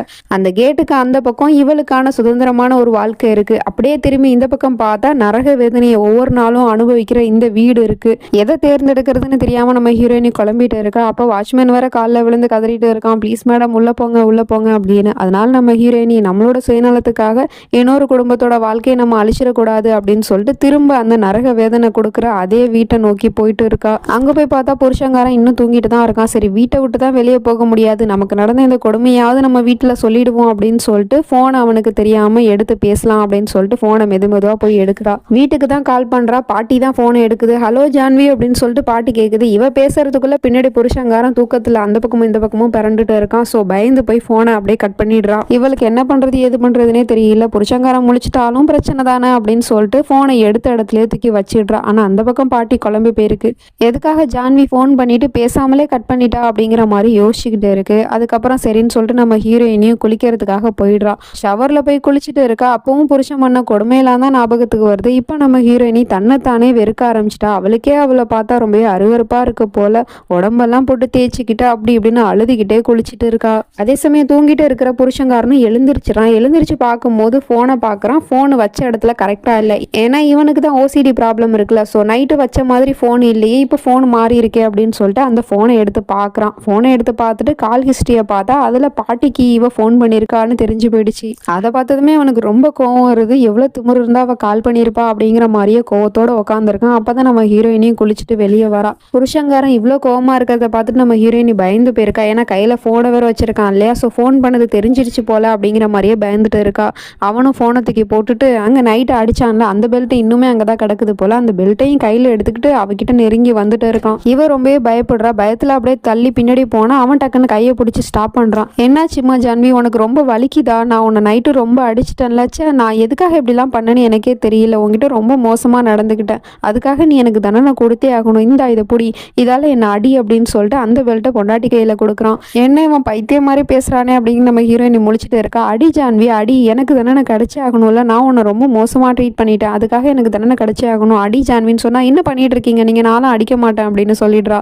அப்படியா, நீ அடிக்க மாட்டல, சரி ஓகே, எனக்கான தண்டனையை நானே கொடுத்துக்கிறேன் அப்படின்னு சொல்லிட்டு தன்னை தானே பெல்ட்டில் தாறுமாறா போட்டு அடிச்சுக்கிட்டே இருக்கான். சரியான பைத்தியக்காரனாக இருக்கிறான். ப்ளீஸ் விராஜ் இப்படிலாம் பண்ணாதீங்க அப்படின்னு சொன்னால் தன்னைத்தானே அடிச்சுக்கிட்டு ஒரு கட்டத்தில் கீழே விழுந்துடுறான். அதுக்கப்புறம் பொண்டாட்டிக்கிட்ட சொல்கிறான், நீ என்னை பற்றி என்ன நினைக்கிற ஜான்வி? என்ன இப்படி பைத்தியம் மாதிரி பண்ணுறதுன்னு நினைக்கிற? உண்மையிலே நான் எதுக்காக தருமா அப்படி பண்ணேன்? புருஷன் பொண்டாட்டினா சுக துக்கம் எல்லாத்தையுமே ஷேர் பண்ணிக்கணும். அந்த வகையில் நான் உன்னை கொடுமைப்படுத்தினல, நான் உன்னை அடிச்சேன்ல, ஸோ அதே வழியை நானும் அனுபவிக்கணும்ல, அதுக்காக தான் அப்படிலாம் பண்ணுறேன். சரி ஓகேம்மா, நீ ஒன்றும் கில்ட்டாக ஃபீல் பண்ணாத. இந்தா உன் வீட்டுக்கு ஃபோன் தானே பண்ணி பேசணும், இந்த பேசு. இல்லை வேணாம் நம்ம வேணா நேராக போய் அவங்கள மீட் பண்ணிட்டு வந்துடலாமே. சரி ஜான்வி, நீ போய் ரெடியாக இரு, நானும் ரெடியாக இருக்கேன். அப்புறம் இந்த ஷர்ட்டை பாரு ஜான்வி, இதில் எது நல்லா இருக்குது அப்படிங்கிற மாதிரி கேட்டுட்டு இருக்கான். இவளுக்கு ஒன்றும் புரியல அப்படின்னு நின்றுட்டு இருக்கா. ஜான்வி ஃபோன் பண்ணி இன்ஃபார்ம் பண்ண நம்ம வரோம் அப்படின்னு சொன்னதும் அவளும் ஃபோன் பண்ணி இன்ஃபார்ம் பண்ணிடுறா. வீட்டில் இருக்கிறவங்களும் பொண்ணும் மாப்பிள்ளையும் வீட்டுக்கு வராங்க அப்படின்னு சொல்லிட்டு விருந்தெல்லாம் ரெடி பண்ணியிருக்காங்க போல. அப்போ காலிங் பெல் அடிக்கிற சவுண்டு கேட்குது. அவங்க வந்துட்டாங்க அப்படின்னு சொல்லிட்டு தங்கச்சிக்காரி தான் போய் டோரை ஓப்பன் பண்ணுறா. அப்படி யார் வந்திருக்கா அப்படின்னு தெரியல. ஏன்னா இவங்க ரெண்டு பேரும் இன்னுமே காரில் தான் வந்துட்டு இருக்காங்க. நம்ம ஹீரோயினி ஒரு முடிவோடு தான் கிளம்பி போகிறா. இன்னைக்கு எப்படியாவது நான் இவனை பற்றின எல்லா உண்மையும் சொல்லிடணும். இதுக்கப்புறமா நான் இவன் கூட சேர்ந்து வாழ்றதுல அர்த்தமே இல்லை அப்படிங்கிற மாதிரி யோசிச்சுக்கிட்டு தான் போகிறா. வீட்டுக்கும் வந்துடுறாங்க. அங்கே போய் பார்த்தா பயங்கர கலாட்டாவாக இருக்குது. என்னடான்னு பார்த்தா நம்ம ஹீரோயினோட அப்பாவை எல்லாரும் சேர்ந்து போட்டு அடிச்சுட்டு இருக்காங்க. என்ன நடக்குது ஏது நடக்குது நம்ம ஹீரோயினுக்கு ஒன்றுமே புரியல. எதுக்காக எங்கள் அப்பாவை அடிக்கிறீங்க, ப்ளீஸ் அவங்கள விடுங்க அப்படின்னு சொன்னால் யாரும் கேட்க மாட்டானுங்க. இதில் கூத்து என்னன்னா போலீஸும் எல்லாத்தையும் நின்று வேடிக்கை தான் பார்த்துட்டு இருக்கு. போலீஸ்கார தம்பி யாருன்னு தெரியுதா? அடையாளம் தெரிஞ்சவங்க கமெண்ட் பண்ணுங்க. யுவராஜும் போய் போலீஸ்கிட்ட கேட்குறான், என்ன சார் பண்ணிட்டு இருக்கீங்க? அடிக்க விட்டுட்டு வேடிக்கை பார்க்குறீங்களே, எதுக்காக அவங்க எல்லாம் என்னோட மாமனாரை அடிக்கிறாங்க அப்படின்னு சொல்லிட்டு கேட்டால், அவன் மாமனார் என்ன யோகியமா? அவன் என்ன காரியம் பண்ணா தெரியுமா? 15 லட்ச ரூபாயை திருடிட்டான். அதனால தான் எல்லாரும் சேர்ந்து மொத்துறாங்க, நாங்கள் வேடிக்கை பார்க்குறோம் அப்படிங்கிற மாதிரி பேசிட்டு இருக்கான். நம்ம ஹீரோயினி போய் தடுக்கிறதுக்கு போகிறா. என்னோட அப்பா விடுங்க விடுங்க அப்படின்னு சொல்லிட்டு அதில் ஒருத்தவன் நம்ம ஹீரோயினியை பிடிச்சி தள்ளி விட்டுறான். இவனுக்கு தான் நம்ம ஹீரோயினி மேலே யாரு கையை வச்சாலுமே பிடிக்காத. உடனே பக்கத்தில் இருக்கிற போலீஸ்காரனோட கன்னை பிடிங்கி மேலே ஷூட் பண்ணுறான். அந்த சவுண்டு கேட்டு எல்லாரும் ஸ்டாப் பண்ணிடுறானுங்க. இங்கே பாருங்க, என்னோட மாமனார் மேலே இதுக்கப்புறமும் யாராவது கையை வச்சிங்க, அப்புறம் நான் அவங்க யாரையும் ஷூட் பண்ண கூட தயங்க மாட்டேன். என்னோட குடும்பத்தை விட்டு தள்ளி இருங்க அப்படின்னு சொல்லிட்டு இருக்கான். அப்படியாப்பா, சரி நாங்கள் தள்ளி இருக்கோம். ஆனால் உன்னோட மாமனார் என்னோட காசு திருடிட்டு வந்துட்டாரு, அதுக்கு என்ன பதில் சொல்ல போற அப்படின்னு சொல்லிட்டு கேட்டால், அதான் கேஸ் கொடுத்துருக்கீங்களா, மற்றதெல்லாம் கோர்ட்டில் பார்த்துக்கலாம், இப்போ கிளம்புங்க அப்படின்னு சொல்லிட்டு மொத்த பேரையும் அனுப்பி வச்சிடுறான். போலீஸ்காரன்ட்டு கன்னை கொடுத்து, இங்கே பாருங்க சார், உங்கள் வேலையை நீங்கள் பண்ணலை, அதனால தான் நான் சட்டத்தை கையில் எடுக்க வேண்டியதாயிடுச்சு, சாரி சார் அப்படின்னு சொல்லிட்டு கண்ணையும் கொடுத்துட்றான். அதுக்கப்புறம் பார்த்தா மாமனாருக்கு ரொம்ப அடிபட்டத்தில் உடம்பு சரியில்லாமல் போயிடுச்சு போல. நம்ம ஹீரோயினி தான் பக்கத்தில் இருந்து பார்த்துக்கிறா. இவனும் ரொம்ப நல்ல மாதிரியே ஆக்டிங்கை போட்டுட்டு இருக்கான். என்னோட மாமனார் ஒரு கேஸில் மாட்டிக்கிட்டாரு, பெயிலுக்கு ஏற்பாடு பண்ணுங்க அப்படிங்கிற மாதிரிலாம் ஃபோன் பண்ணி பேசிட்டு இருக்கான். இதை தூரத்தில் இருந்து பார்க்குற குடும்பத்தாருக்கு ரொம்ப நல்லவனா இருக்கானே அப்படிங்கிற மாதிரி தான் யோசிக்கிறாங்க. ஆனால் பாட்டி மட்டும் நம்பலை இவனை. நம்ம ஹீரோயினிக்கு கோவமாக தான் வருது இவனை பார்த்தா. இவன் என்னதான் பண்ணாலும் ஏதாவது காரணம் இல்லாமல் பண்ண மாட்டான் அப்படிங்கிற மாதிரியே யோசிச்சுட்டு இருக்கா. அதுக்கப்புறம் நம்ம ஹீரோயினி அப்பாவை பார்க்கறதுக்காக வந்திருக்கா. அப்பா நல்லா தூங்குறாரு. ஆனால் அப்பாவோட நிலைமையை கண்டு ரொம்பவே கவலைப்படுறா, அழுது புலம்புறா. என்னோட கஷ்டத்தை உங்ககிட்ட சொல்லலான்னு பார்த்தா இப்போ நீங்களே ஒரு கஷ்டத்தில் மாட்டிக்கிட்டீங்களேப்பா அப்படிங்கிற மாதிரி மனசுக்குள்ளே சொல்லி அழுதுகிட்டு இருக்கா. அப்பா பார்த்துட்டு என்னாச்சுமா அப்படின்னு கேட்குறாரு. ஒன்றும் இல்லப்பா அப்படின்னு கண்ணை தொடச்சிக்கிறா. அதுக்கப்புறம் பார்த்தா யாரோ கல்லை விட்டு எறிஞ்சு வீட்டுக்குள்ளே அடிக்கிற மாதிரியே சவுண்டு கேட்குது. என்னடா அப்படின்னு சொல்லிட்டு வெளியே போய் பார்த்தா திரும்பவும் எல்லாரும் வந்து கலாட்டா பண்ணிட்டு இருக்கானுங்க. இந்த திருடன் என்னோட பணத்தை திருடிட்டான், இப்படிப்பட்ட திருடனை இந்த ஊர்லேயே நான் இருக்க விட மாட்டேன், என்னோட பணத்தை பணம் கிடைக்கிற வரைக்கும் நான் இந்த இடத்த விட்டு போகவும் மாட்டேன் அப்படிங்கிற மாதிரி சொல்லிட்டு கல் எடுத்து அடிச்சுக்கிட்டு இருக்காங்க. அப்போ நம்ம விராஜ் தான் வெளியே வந்து எல்லாரும் நிறுத்துங்க அப்படின்னு கத்துறான். உடனே எல்லாரும் நிறுத்திடுறானுங்க. இப்போ என்ன உங்களுக்கு பிரச்சனை, உங்களுக்கு பணம் தானே வேணும், என்னோட ஆஃபீஸில் வந்து பாருங்க நான் 15 லட்ச ரூபா பணத்தை தந்துடுறேன் அப்படின்னு சொன்னால் பணத்தை நீங்கள் கொடுத்துருவீங்க சார், ஆனால் இந்த திருட்டு பைய திரும்பவும் எங்கேயாவது கையை வச்சுட்டா என்ன பண்ணுறது அப்படிங்கிற மாதிரி கேட்டுட்டு இருக்கான். ஹே லூக், மைண்ட் யுவர் வாய்ஸ், நீங்கள் யாரை பற்றி பேசிட்டு இருக்கீங்கன்னு தெரியுமா? விராஜ் டோப்ராலோட மாமனாரை பற்றி. அவர் மேலே நீங்கள் கேஸ் கொடுத்துருக்கீங்களா, அந்த கேஸ் கோர்ட்டில் நடக்கும். ஒருவேளை அந்த கேஸில் வந்து தீர்ப்பு சொல்லிட்டாங்க, என்னோட மாமனார் எந்த தப்பும் பண்ணலை, அவர் திருடன் இல்லைன்னு மட்டும் சொல்லிட்டாங்க, அதுக்கப்புறம் அவங்க யாரையுமே நான் சும்மா விட மாட்டேன் அப்படிங்கிற மாதிரி மிரட்டிட்டு இருக்கான். சரின்னு சொல்லிட்டு அவனுங்களும் பயந்துட்டு அங்கே இருந்து போயிடுறானுங்க. திரும்பவும் குடும்பத்தை காப்பாற்றினதுனால மொத்த குடும்பமே பெருமையாக பார்த்துட்டு இருக்கு. ஆனால் நம்ம ஹீரோயினிக்கு தான் ஒன்றும் புரியலை. கொஞ்ச நேரம் கழிச்சு அப்பாவை பார்க்கறதுக்காக போனால் அப்பா வந்து நெஞ்சு வெளில துடிச்சிட்டு இருக்காரு. உடனே டாக்டருக்கு ஃபோன் பண்ணி வர சொல்லிட்டாங்க போல.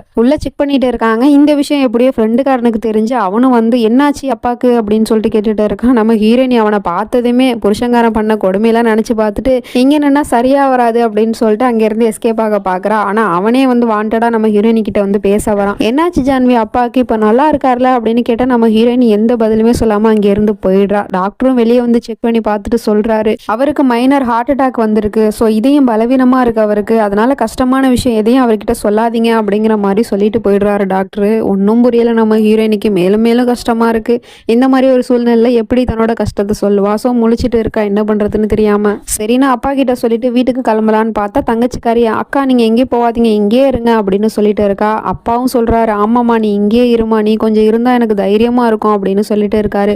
ஆனா அப்பா நான் போயாகணும்ப்பா, விராஜ் தனியா இருப்பாரு, நான் நாளைக்கு வரேன்ப்பா அப்படின்னு சொன்னா தங்கச்சிக்காரி கேட்க மாட்டேங்கிறா. நான் மாமா கிட்ட சொல்றேன்க்கா அப்படின்னு சொல்லிட்டு அவன் இங்க இருந்து ஓடி போயிடுறா. நம்ம ஹீரோயினுக்கு பயமா இருக்கு, என்ன பண்ண போறான்னு தெரியல அப்படின்னு சொல்லிட்டு அவளும் வந்து மாமங்காரன்ட்ட, இங்க பாருங்க மாமா, அக்காவை இங்கேயே விட்டுட்டு போறீங்களா ப்ளீஸ், அக்கா எங்க கூடயே இருக்கட்டுமே அப்படின்னு சொன்னா, இல்லம்மா நான் உன்னோட அக்காவை நாளைக்கு கூட்டிட்டு வரேன் அப்படின்னு சொல்றான். இல்ல நீங்க இங்கேயே விட்டுட்டு போங்க அக்காவை அப்படின்னு சொல்லிட்டு இவ பிடிவாதமா பேசிட்டு இருக்கா. சரிம்மா உனக்கு உன்னோட அக்காவை எந்த அளவுக்கு பிடிக்கும் அப்படின்னு சொல்லிட்டு கேட்டா அவளுக்கு எவ்வளவு கை நீட்ட முடியுமோ அந்த அளவுக்கு நீட்டுறா. இங்க பாரு எனக்கு எந்த அளவுக்கு பிடிக்கும்னு பாரு, இவ்வளவு பிடிக்கும் எனக்கு உன்னோட அக்காவை, அப்ப யாருக்கு அதிகமா பிடிச்சிருக்கு, எனக்கு தானே அதிகமா பிடிச்சிருக்கு அப்படிங்கிற மாதிரி பேசிட்டு இருக்கா. நம்ம ஹீரோயினி பயந்துகிட்டே வெளியே வந்து பாக்குறா, தங்கச்சி அப்படி என்னதான் பேசுறா அப்படின்னு சொல்லிட்டு. அவளும் பிடிவாதமா தான் இருக்கா. இங்க பாருங்க மாமா ப்ளீஸ் மாமா, இன்னைக்கு ஒரு நாள் என் கூடவே இருக்கட்டுமே மாமா அப்படின்னு சொன்னா அவன் அப்படியே நெருங்கி வரான். தங்கச்சிக்காரியை பார்த்துட்டு நம்ம ஹீரோயினிக்கு அள்ளு விடுது, என்ன பண்ண போறான்னு தெரியல அப்படின்னு சொல்லிட்டு பயந்தா. சரிம்மா ஒன்றும் பிரச்சனை இல்லை, உன்னோட அக்கா உன் கூட தானே இருக்கணும், தாராளமா இருக்கட்டும், நான் வந்து நாளைக்கு வந்து கூட்டிட்டு போறேன் அப்படிங்கிற மாதிரி சொல்லிடுறான். நம்ம ஹீரோயினுக்கு ஒன்றும் புரியல. இப்போ நைட் ஆயிடுது, நம்ம ஹீரோ வந்து கிளம்புறான் போல வீட்டுக்கு. அப்படி போகும்போது நம்ம ஹீரோயினி கிட்ட, இங்க பாருமா ஜான்வி, ஒன்னு எனக்கு இங்கே விட்டுட்டு போறதுக்கு எனக்கு சுத்தமும் விருப்பம் இல்லை, இருந்தாலும் உன்னோட தங்கச்சி ரொம்ப ஆசைப்படுறாள், அதனாலதான் விட்டுட்டு போறேன், நீ பார்த்து பத்திரமா இருமா, ஆனா நான் உன்னை ரொம்பவே மிஸ் பண்ணுவேன் ஜான்வி அப்படின்னு சொல்லிட்டுலாம் பேசிட்டு இருக்கான். இதெல்லாம் தூரத்துல இருந்து பாட்டியும் பார்த்துட்டு தான் இருக்கு. சரிம்மா ஜான்வி நீ பார்த்து இருந்துக்கோ அப்படின்னு சொல்லிட்டு பொண்டாட்டிக்கு ஒரு கிஸ்ஸும் கொடுத்துட்டு அவன் பாட்டிக்கே போயிட்டு இருக்கான். ஆனா நம்ம ஹீரோயினி அவன் என்னதான் பாசமா பேசினாலும் ஒரு பயத்தோடய தான் அவன்கிட்ட பேசிட்டு இருக்கா. அதை வந்து தூரத்துல இருந்து பாட்டி கவனிச்சிருச்சு இல்லையா.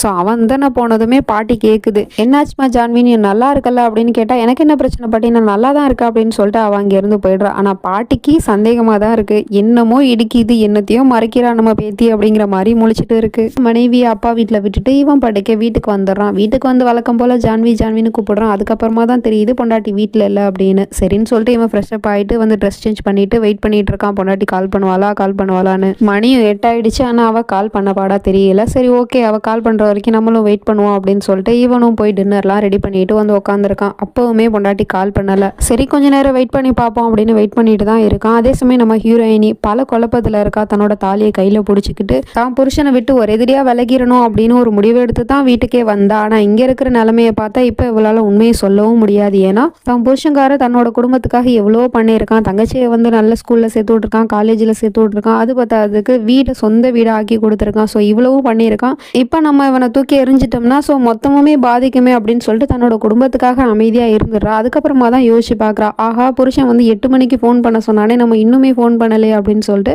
அங்கே போய் ஃபோன் பண்ணலான்னு பார்த்தா தங்கச்சிக்காரி யாருக்கிட்டயோ கடலை போட்டுட்டு இருக்கா. நீ ஃபோன் பேசிட்டேன்னா கட் பண்ணு, நான் மாமா கிட்ட ஃபோன் பேசணும் அப்படின்னு சொன்னா அவள் கட் பண்ண மாட்டேங்கிறா. ஒரு 2 நிமிஷம் பேசிக்கிறேங்க்கா அப்படின்னு சொல்லிட்டு இருக்கா. அப்போ பார்த்தா பாட்டி கூப்பிடுற சத்தம் கேட்குது. உடனே அவளும் அங்கே இருந்து போயிடுறா. அம்மா வந்து திட்டுறாங்க, எவ்வளோ நேரம் தான் நீ ஃபோன் பேசிட்டு இருப்ப, ஒழுங்கா போய் சாப்பிடு அப்படின்னு சொன்னதும் ஃபோனை வச்சுட்டு போயிடுறா.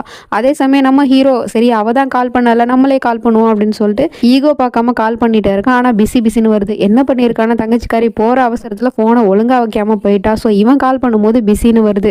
என்ன கால் எங்கேஜா இருக்கு, அப்படி யாருக்கிட்ட தான் பேசுகிறா பொண்டாட்டின்னு சொல்லிட்டு திரும்ப அவன் கால் பண்ணிட்டே இருக்கான். ஃபோன் ஃபோன் வந்து பிஸி பிஸி பிஸின்னு தான் வந்துட்டே இருக்கு. அதுக்குள்ள ஒரு இமேஜினேஷன் வேற பண்ணி பார்க்குறான். காலில் நம்ம ஹீரோயினி வேற யாரு கூடயே சிரிச்சு சிரிச்சு பேசுற மாதிரியும், ஃபேமிலி கூட டைம் ஸ்பெண்ட் பண்ற மாதிரியும், வீட்டில் இருக்கிறவங்க ஏமா மாப்பிள்ளைக்கு ஃபோன் பண்ணி பேசலான்னு கேட்டா அதெல்லாம் பேசிக்கலாமா, என்ன அவசரம்னு நம்ம ஹீரோயினி சொல்ற மாதிரிலாம் ஒரு இமேஜினேஷனை பண்ணி பார்க்குறான். இவனுக்கு சமக்கம் வருது. புருஷனுக்கு கால் பண்ணாம அப்படி யாருக்கிட்ட பேசிட்டு இருக்கா, எவன்கிட்ட பேசிட்டு இருக்கா அப்படிங்கிற மாதிரிலாம் யோசிச்சுட்டு இருக்கான் சந்தேக புத்தியோட. கொஞ்ச நேரம் கழிச்சு நம்ம ஹீரோயினி எல்லா வேலையும் முடிச்சுட்டு புருஷன்காரனுக்கு ஃபோன் பண்ணா அவன் கேட்குறான், என்ன மேடம் இப்பதான் உனக்கு உன்னோட புருஷன் ஞாபகம் வந்துச்சா, இப்போ நீ கால் பண்ணியிருக்க, நான் உங்ககிட்ட எத்தனை மணிக்கு கால் பண்ண சொன்னேன், 8 மணிக்கே கால் பண்ண சொன்னேன், ஆனா நீ எனக்கு கால் பண்ணாம எவன்கிட்ட பேசிட்டு இருந்த, நீ யார்கிட்ட பேசினன்னு நான் சொல்லவா, அதான் உன்னோட ஃப்ரெண்டு பெஸ்ட் ஃப்ரெண்ட் இருக்கானே காலேஜ் மேட்டு அந்த சஞ்சய் அவங்ககிட்ட தானே நீ பேசின அப்படிங்கிற மாதிரி தப்பு தப்பா பேசிட்டு இருக்கான். அப்படிலாம் இல்லைங்க, மொதல் விஷயம் நான் ஃபோனில் பேசவே இல்லை, என்னோட தங்கச்சி தான் அவளோட ஃப்ரெண்ட்ஸ் கிட்ட பேசிட்டு இருந்தா அப்படிங்கிற மாதிரி சொல்லி புரிய வைக்கிறா. அதுக்கப்புறமா தான் அவன் ஓரளவு சமாதானமாகறான். ஓகே என்னோட பொண்டாட்டி போய் சொல்ல மாட்டான்னு நான் ஒத்துக்கிறேன். சரி ஜான்வி நீ சாப்பிட்டியா, நீ எல்லாமே நல்லா இந்த வீட்டில் நிம்மதியாக தூங்க கூட முடியலமா அப்படிங்கிற மாதிரிலாம் பேசிட்டு இருக்கான். தூரத்துல இருந்து பாட்டியும் பார்த்துட்டு தான் இருக்கு எல்லாத்தையும். அப்பா அங்கே குட்டி தங்கச்சி வேற வந்து அக்கா சீக்கிரமா வாக்கா எனக்கு தூக்கம் வருது அப்படின்னு சொல்லிட்டு இருக்கா. யாரு பின்னாடி அப்படின்னு சொல்லிட்டு இவன் கேட்குறான். தங்கச்சி தாங்க, அவளுக்கு தாலாட்டு பாடணுமா, தாலாட்டு பாடினாதான் அவள் தூங்குவா அப்படின்னு சொல்லிட்டு இருக்கா. அப்படியா சரி ஓகே உன்னோட தங்கச்சிக்கு நீ தாலாட்டு பாடு, அப்படியே நீ எனக்கும் தாலாட்டு பாடு அப்படின்னு சொல்லிட்டு இருக்கான். சரின்னு ரூம்ல தங்கச்சி தூங்க வச்சுக்கிட்டு அப்படியே அவள் தாலாட்டு பாடிட்டு இருக்கா. ஆனா அவன் சொல்றான் இந்த பாட்டு என்ன இது கேவலமா இருக்கு, நீ நம்மளோட ஃபேவரட்டான சாங்கை பாடு, அதுதான் நல்லா இருக்கும், அதுதான் எனக்கு பிடிச்ச தாலாட்டு அப்படின்னு சொல்றான். சரின்னு அவளும் வேற வழியே இல்லாம பாடிட்டு இருக்கா. இவன் அதை காதுல வச்சுட்டு கேட்டு தூங்க வேண்டியதானே, அதை விட்டுட்டு என்ன ஜான்வி நீ ஒரே லைனே திருப்பி திருப்பி பாடிட்டு இருக்க, அதுவும் தப்பு தப்பா வேற பாடுற, கரெக்டா பாடுமா அப்படிங்கிற மாதிரி கரப்ஷன்லாம் வேற பண்ணிட்டு இருக்கான். அவளுக்கு தூக்கம் வேற சொக்குது. இருந்தாலும் இவன் பண்ற கொடுமையெல்லாம் தாங்கிக்கிட்டு பாடிக்கிட்டு தான் இருக்கா. அப்புறம் கொஞ்ச நேரத்துல அப்படியே பாட்டு பாடிட்டே நம்ம ஹீரோயினி தூங்கிடுறா. இவன் தூங்கட்டும்னு விடாம ஜான்வின்னு சொல்லிட்டு வேகமா கத்துறான். உடனே அந்த சவுண்டு கேட்டு பதறி அடிச்சுட்டு இவ எழுந்திருக்கிறா. சொல்லுங்க சொல்லுங்க அப்படின்னு சொல்லிட்டு இருக்கா. என்ன ஜான்வி தாலாட்டு பாட சொன்னா நீ என்ன தூங்கிட்டு இருக்க, ஒழுங்கா பாட்டு பாடுமா அப்படின்னு சொல்லிட்டு திரும்பவும் கொடுமைப்படுத்திட்டு உட்காந்துருக்கான். அவளும் வேற வழியே இல்லாம பாட்டு பாடிட்டு இருக்கா. காலெல்லாம் பயங்கரமா வலிக்குது, தூக்கம் வருது. சரி ஓகே தொண்டை வறண்டு போயிடுச்சு, தண்ணி குடிக்கலாம் அப்படின்னு சொல்லிட்டு தண்ணி குடிச்சிட்டு இருக்கா. ஆனா அந்த கேப்ல கூட பாட்டு ஏன் மிஸ் ஆகுது, நீ பாட்டு பாடு அப்படின்னு சொல்லிட்டு கத்துறான். உடனே அவ தண்ணி டம்ளரை கீழே போட்டுட்டு அழுதுகிட்டே அப்படியே தாலாட்டு பாடிட்டு இருக்கா. அவனும் காதுல போனை வச்சுட்டு ஹாப்பியா கேட்டுட்டு இருக்கான். ஒரு கட்டத்துக்கு மேல தூங்கிட்டான் போல. நம்ம ஹீரோயினி செக் பண்ணி பாக்குறா. விராஜ்னு கூப்பிடுறா. அவன் காதுல வாங்கல. சரி புருஷன் தூங்கிட்டான் போல அப்படின்னு சொல்லிட்டு போனை கட் பண்ணிட்டு இவ அழுகிற அழுகையா தாங்க முடியல. இப்படிலாம் நம்மளை கொடுமைப்படுத்துறானே அப்படின்னு சொல்லிட்டு வாயை பொத்திக்கிட்டு அழுதுட்டு இருக்கா. கொஞ்சம் சத்தமா அழுதாலும் வீட்டுல இருக்கிறவங்க என்னாச்சுன்னு கேட்பாங்களே அப்படின்னு சொல்லிட்டு அப்புறம் அப்படியே தூங்கிடுறா. காலங்காத்தாலே நம்ம ஹீரோயினி நல்லா தூங்கிட்டு இருக்கா. அப்ப பார்த்தா ஹீரோயினி நைட்டெல்லாம் பாட்டு பாடிட்டு இருந்தால அதே பாட்டு இப்போ பின்னாடி பேக்ரவுண்ட்ல கேட்டுட்டு இருக்கு. அந்த பாட்டு சத்தம் கேட்டு நம்ம ஹீரோயினி எழுந்திரிச்சு பாக்குறா. புருஷங்காரன் தான் வந்து நிக்கிறான். என்ன இவன் காலங்காத்தாலே வந்திருக்கானே அப்படின்னு நம்ம ஹீரோயினி பயந்து போயிருக்கா. ஏன்னா நைட்டு ஃபுல்லா தூங்க விடாம தொந்தரவு பண்ணா இப்ப காலங்காத்தாலே வந்து ஷாக் கொடுக்குறானே அப்படிங்கிற மாதிரி பார்த்துட்டு இருக்கான். ஆனா அவன் வந்தது மட்டும் இல்லாம நம்ம ஹீரோயினிக்காக பிரேக்ஃபாஸ்ட் காஃபி எல்லாம் போட்டு ரெடியா எடுத்துட்டு வந்திருக்கான். என்னால நீ இல்லாம அந்த வீட்டுல இருக்கவே முடியல ஜான்வி, அதான் காலங்காத்தாலே வந்துட்டேன் அப்படின்னு சொல்லிட்டு காஃபியை ஊத்தி பொண்டாட்டிக்கு கொடுத்தா. அப்போ வந்து பாட்டி கூப்பிடுற சத்தம் கேக்குது. பூஜைக்கு வாமா லேட் ஆயிடுச்சு அப்படின்னு சொல்லிட்டு இதோ வரம் பாட்டி அப்படின்னு சொல்லிட்டு எழுந்திரிச்சு போறா. ஆனா புருஷன்கிட்ட கேட்கணும்ல, நான் போவாங்க அப்படின்னு சொல்லிட்டு கேட்டா அவனும் ஊன்னு சொல்றான். சரின்னு சொல்லிட்டு நம்ம ஹீரோயினி குளிச்சு கிழிச்சிட்டு ரெடி ஆகி பூஜை பண்ணலாம் அப்படின்னு சொல்லிட்டு ஆர்த்தி தட்டை எடுத்துட்டு வரா. ஆனா அவன் ஸ்டாப் பண்ணி நம்ம ஹீரோயின் கிட்ட ஒரு கொஸ்டினை கேட்கறான். சரி நீ எங்கம்மா போற அப்படின்னு சொல்லிட்டு கேட்டா நான் பூஜை பண்ண போறேங்க கடவுளுக்கு அப்படின்னு சொல்றா. அப்படியா உன்னோட கடவுள் யாரு, அதை ஃபர்ஸ்ட் சொல்லு அப்படின்னு சொல்லிட்டு கேட்டா இவன் முழிச்சுக்கிட்டு இருக்கா. சரி ஓகே நானே சொல்றேன், உன்னோட பாட்டி உங்ககிட்ட சொன்னது இல்லையா கணவனே கண்கண்ட தெய்வம் அப்படின்னு, அதனால உன்னோட கடவுள் நான் தான். சரி எனக்கு பூஜை பண்ணுமா அப்படின்னு சொல்லிட்டு இவன் சேர்ல உட்காந்துக்கிட்டு பொண்டாட்டியை பூஜை பண்ண சொல்றான். இதை விட கொடுமையெல்லாம் எவ்வளவோ பண்ணிட்டான். இருந்தாலும் நம்ம ஹீரோயினி அவன் சொல்றதெல்லாம் கேட்டுட்டு தான் இருக்கா. அவன் சொல்ற மாதிரியே அவனுக்கு பூஜையும் பண்ணி விட்டு ஆர்த்தி எடுத்துட்டு அதுக்கப்புறமா அவன் மேல பூவையும் தூக்கி போட்டு பூஜையை முடிச்சு அவன் சொல்றான். சரிம்மா உன்னோட கடவுள்கிட்ட காலை தொட்டு ஆசீர்வாதம் வாங்கிக்க அப்படின்னு சொல்றான். இவளும் கண் கலங்கிக்கிட்டே புருஷன் காலை தொட்டு ஆசீர்வாதம் வாங்கினா அவன் சொல்றான் தீர்க்க சுமங்கலியா இருமா அப்படின்னு. அப்புறமா சரிம்மா நீ உன்னோட கடவுளுக்கு பூஜை பண்ணிட்டல, இப்போ போ நீ உன்னோட வீட்டுல இருக்கிறவங்களோட கடவுளுக்கு போய் பூஜை பண்ணுப்போ அப்படின்னு சொல்லிட்டு பொண்டாட்டியை அனுப்பி வைக்கிறான். அதுக்கப்புறமா நம்ம ஹீரோயின் அங்க இருந்து போயிடுறா. அவ போனதுக்கு அப்புறம் இவன் மூச்சை இழுத்து விடுறான். என்னமோ இவன் தான் கடவுள் அப்படிங்கிற மாதிரி ரொம்ப தான் கொழுப்பு இவனுக்கு. நம்ம ஹீரோயினி பூஜை பண்ணலான்னு கடவுளுக்கு போனா அம்மா சொல்றாங்க பூஜையெல்லாம் முடிஞ்சிருச்சுமா, என்னம்மா இவ்வளவு லேட்டா வர, நீ உனக்கும் சேர்த்து நான் பூஜை பண்ணிட்டோமா அப்படின்னு சொல்லிட்டு அங்க இருந்து போயிடுறாங்க. நம்ம ஹீரோயினிக்கு வருத்தம் தான், தான் வீட்டுல இருந்து தான் கடவுளுக்கு பூஜை கூட பண்ண முடியலையே அப்படின்னு. பாட்டி வேற பின்னாடி வேற கேக்குது, என்னம்மா நீ நல்லா இருக்கல்ல, உனக்கு என்னதான் பிரச்சனை, இந்த பாட்டி கிட்ட எல்லாத்தையும் நீ ஓப்பனா சொல்லுமா அப்படின்னு சொல்லிட்டு கேக்குது. அவளும் எப்போதும் போல சொல்லி சமாளிக்கிறா. அதெல்லாம் எனக்கு ஒரு பிரச்சனையும் இல்லை பாட்டி, நான் நல்லா தான் இருக்கேன், ஏன் அப்படி கேக்குறீங்க அப்படின்னு சொல்லிட்டு பேசிட்டு இருக்கும்போதே பார்த்தா பின்னாடி வந்து ஃப்ரெண்டுக்காரன் வந்து ஒரு வக்கீலை கூப்பிட்டுட்டு வரான். அவனை பார்த்ததுமே நம்ம ஹீரோயினி தெரிச்சு அங்கேருந்து ஓடுறா. இவன் இருக்கும்போது நம்ம அந்த இடத்துல இருக்கக்கூடாது அப்படின்னு சொல்லிட்டு. ஆனால் புருஷங்கார ரூம் வாசலே நின்றுக்கிட்டு நீ எங்கே இவ்வளோ வேகமாக ஓடிக்கிட்டே இருக்கா, வா யார் வந்திருக்கான்னு போய் பார்க்கலாம் அப்படின்னு சொல்லிட்டு பொண்டாட்டி கையை பிடிச்சி அழைச்சிட்டு போகிறான். அங்கே போய் பார்த்தா ஃப்ரெண்டுக்காரன். அவனை பார்த்ததுமே அவனுக்கு கோவம் தான் வருது. எதுக்காக வந்திருக்கான் அப்படின்னு சொல்லிட்டு பார்த்தா கூட்டிகிட்டு வந்த வக்கீல் எல்லாருக்கிட்டையும் அறிமுகப்படுத்திட்டு இப்போ வந்து நம்மளோட அப்பா மேலே ஒரு கேஸ் இருக்குது, அவர் பணத்தை திருடிட்டாரு அப்படின்னு சொல்லிட்டு. அது எங்கேருந்து திருடிட்டாருன்னா அவர் வேலை பார்த்த கம்பெனிலே திருடிட்டாரு அப்படின்னு சொல்லிட்டு தான் கேஸை போட்டிருக்காங்க. ஸோ அதனால அவங்க எப்படி உங்கள் மேலே கேஸை போட்டாங்களோ அதே மாதிரி நீங்களும் அந்த கம்பெனி மேலே கேஸை போடணும், மானன ஸ்டேடு கேஸு கொடுக்கணும் அப்படிங்கிற மாதிரி சொல்லிட்டு இருக்கான். ஆனால் இதுக்கு வந்து ஹீரோயினோட அப்பா ஒத்துக்க மாட்டேங்கிறாரு. நான் கொடுக்க மாட்டேன், என்னதான் இருந்தாலும் அந்த கம்பெனியில் நான் பல வருஷமாக வேலை பார்த்துருக்கேன், எனக்கு இத்தனை வருஷமாக சோறு போட்ட கம்பெனி மேலே நான் கேஸை கொடுக்க மாட்டேன் அப்படிங்கிற மாதிரி சொல்லிடுறாரு. ஆனால் இவன் வந்து எவ்வளவோ சொல்லி பார்க்குறான். ஆனால் அவர் புரிஞ்சுக்கிற மாதிரியே தெரியல. உடனே ஜான்வி பேரை கூப்பிட்டு ஜான்வி நீயாவது சொல்லி உன் அப்பாவுக்கு புரிய வை அப்படின்னு சொன்னதுமே இவனுக்கு சமக்கம் வருது. என்ன ஜான்வி அமைதியாக இருக்க, நீயே என்னை புரிஞ்சுக்கலன்னா வேற யார் ஜான்வி என்னை புரிஞ்சுப்பா அப்படிங்கிற மாதிரி பேசுகிறான். இதை கேட்டதுமே புருஷங்காரனுக்கு கோவம் வருது. அவன் கோவத்தை பார்த்ததுமே இவளும் சொல்கிறா, இங்கே பாரு சஞ்சய், இது எங்களோட குடும்ப விஷயம், இதில் நீ தலையிடாத அப்படின்னு சொல்லிட்டு அவன் இங்கேருந்து போயிடுறா. அவள் போன அடுத்த செகண்டே பார்த்தா நீங்கள் ஏதோ வெயிட் பண்ணுங்க நான் அதை வந்துடுறேன் அப்படின்னு சொல்லிட்டு பின்னாடியே போயிட்டு இருக்கான். நம்ம ஹீரோயின் வேற ரூமுக்கு வந்து யோசிச்சுட்டு இருக்கா. அவன் சொன்னான்ல நீயே என்னை புரிஞ்சுக்கலன்னா வேற யார் தான் என்னை புரிஞ்சுப்பா அப்படின்னு. அதை நினச்சி நம்ம ஹீரோயினி ரொம்பவே பயந்து போயிட்டு இருக்கா. இப்படிலாம் அவன் சொன்னானே, அதனால நம்ம புருஷன் நம்ம மேலே ஏதாவது கோவப்பட்டாருன்னா என்ன பண்ணுறது அப்படிங்கிற மாதிரி யோசிச்சுட்டு இருக்கா. அதே மாதிரியே பின்னாடியே அவனும் வந்து நிற்கிறான். கோவத்தோட பார்த்துட்டு இருக்கான் பொண்டாட்டியை. என்ன பண்ண போகிறான் ஏது பண்ண போகிறான்னு தெரியல. வெயிட் பண்ணி தான் பார்க்கணும். நெக்ஸ்ட் என்ன நடந்துச்சுன்னா அடுத்த பாட்டில் பார்த்து தெரிஞ்சுப்போம். அது வரைக்கும் பை ஃப்ரெண்ட்ஸ்.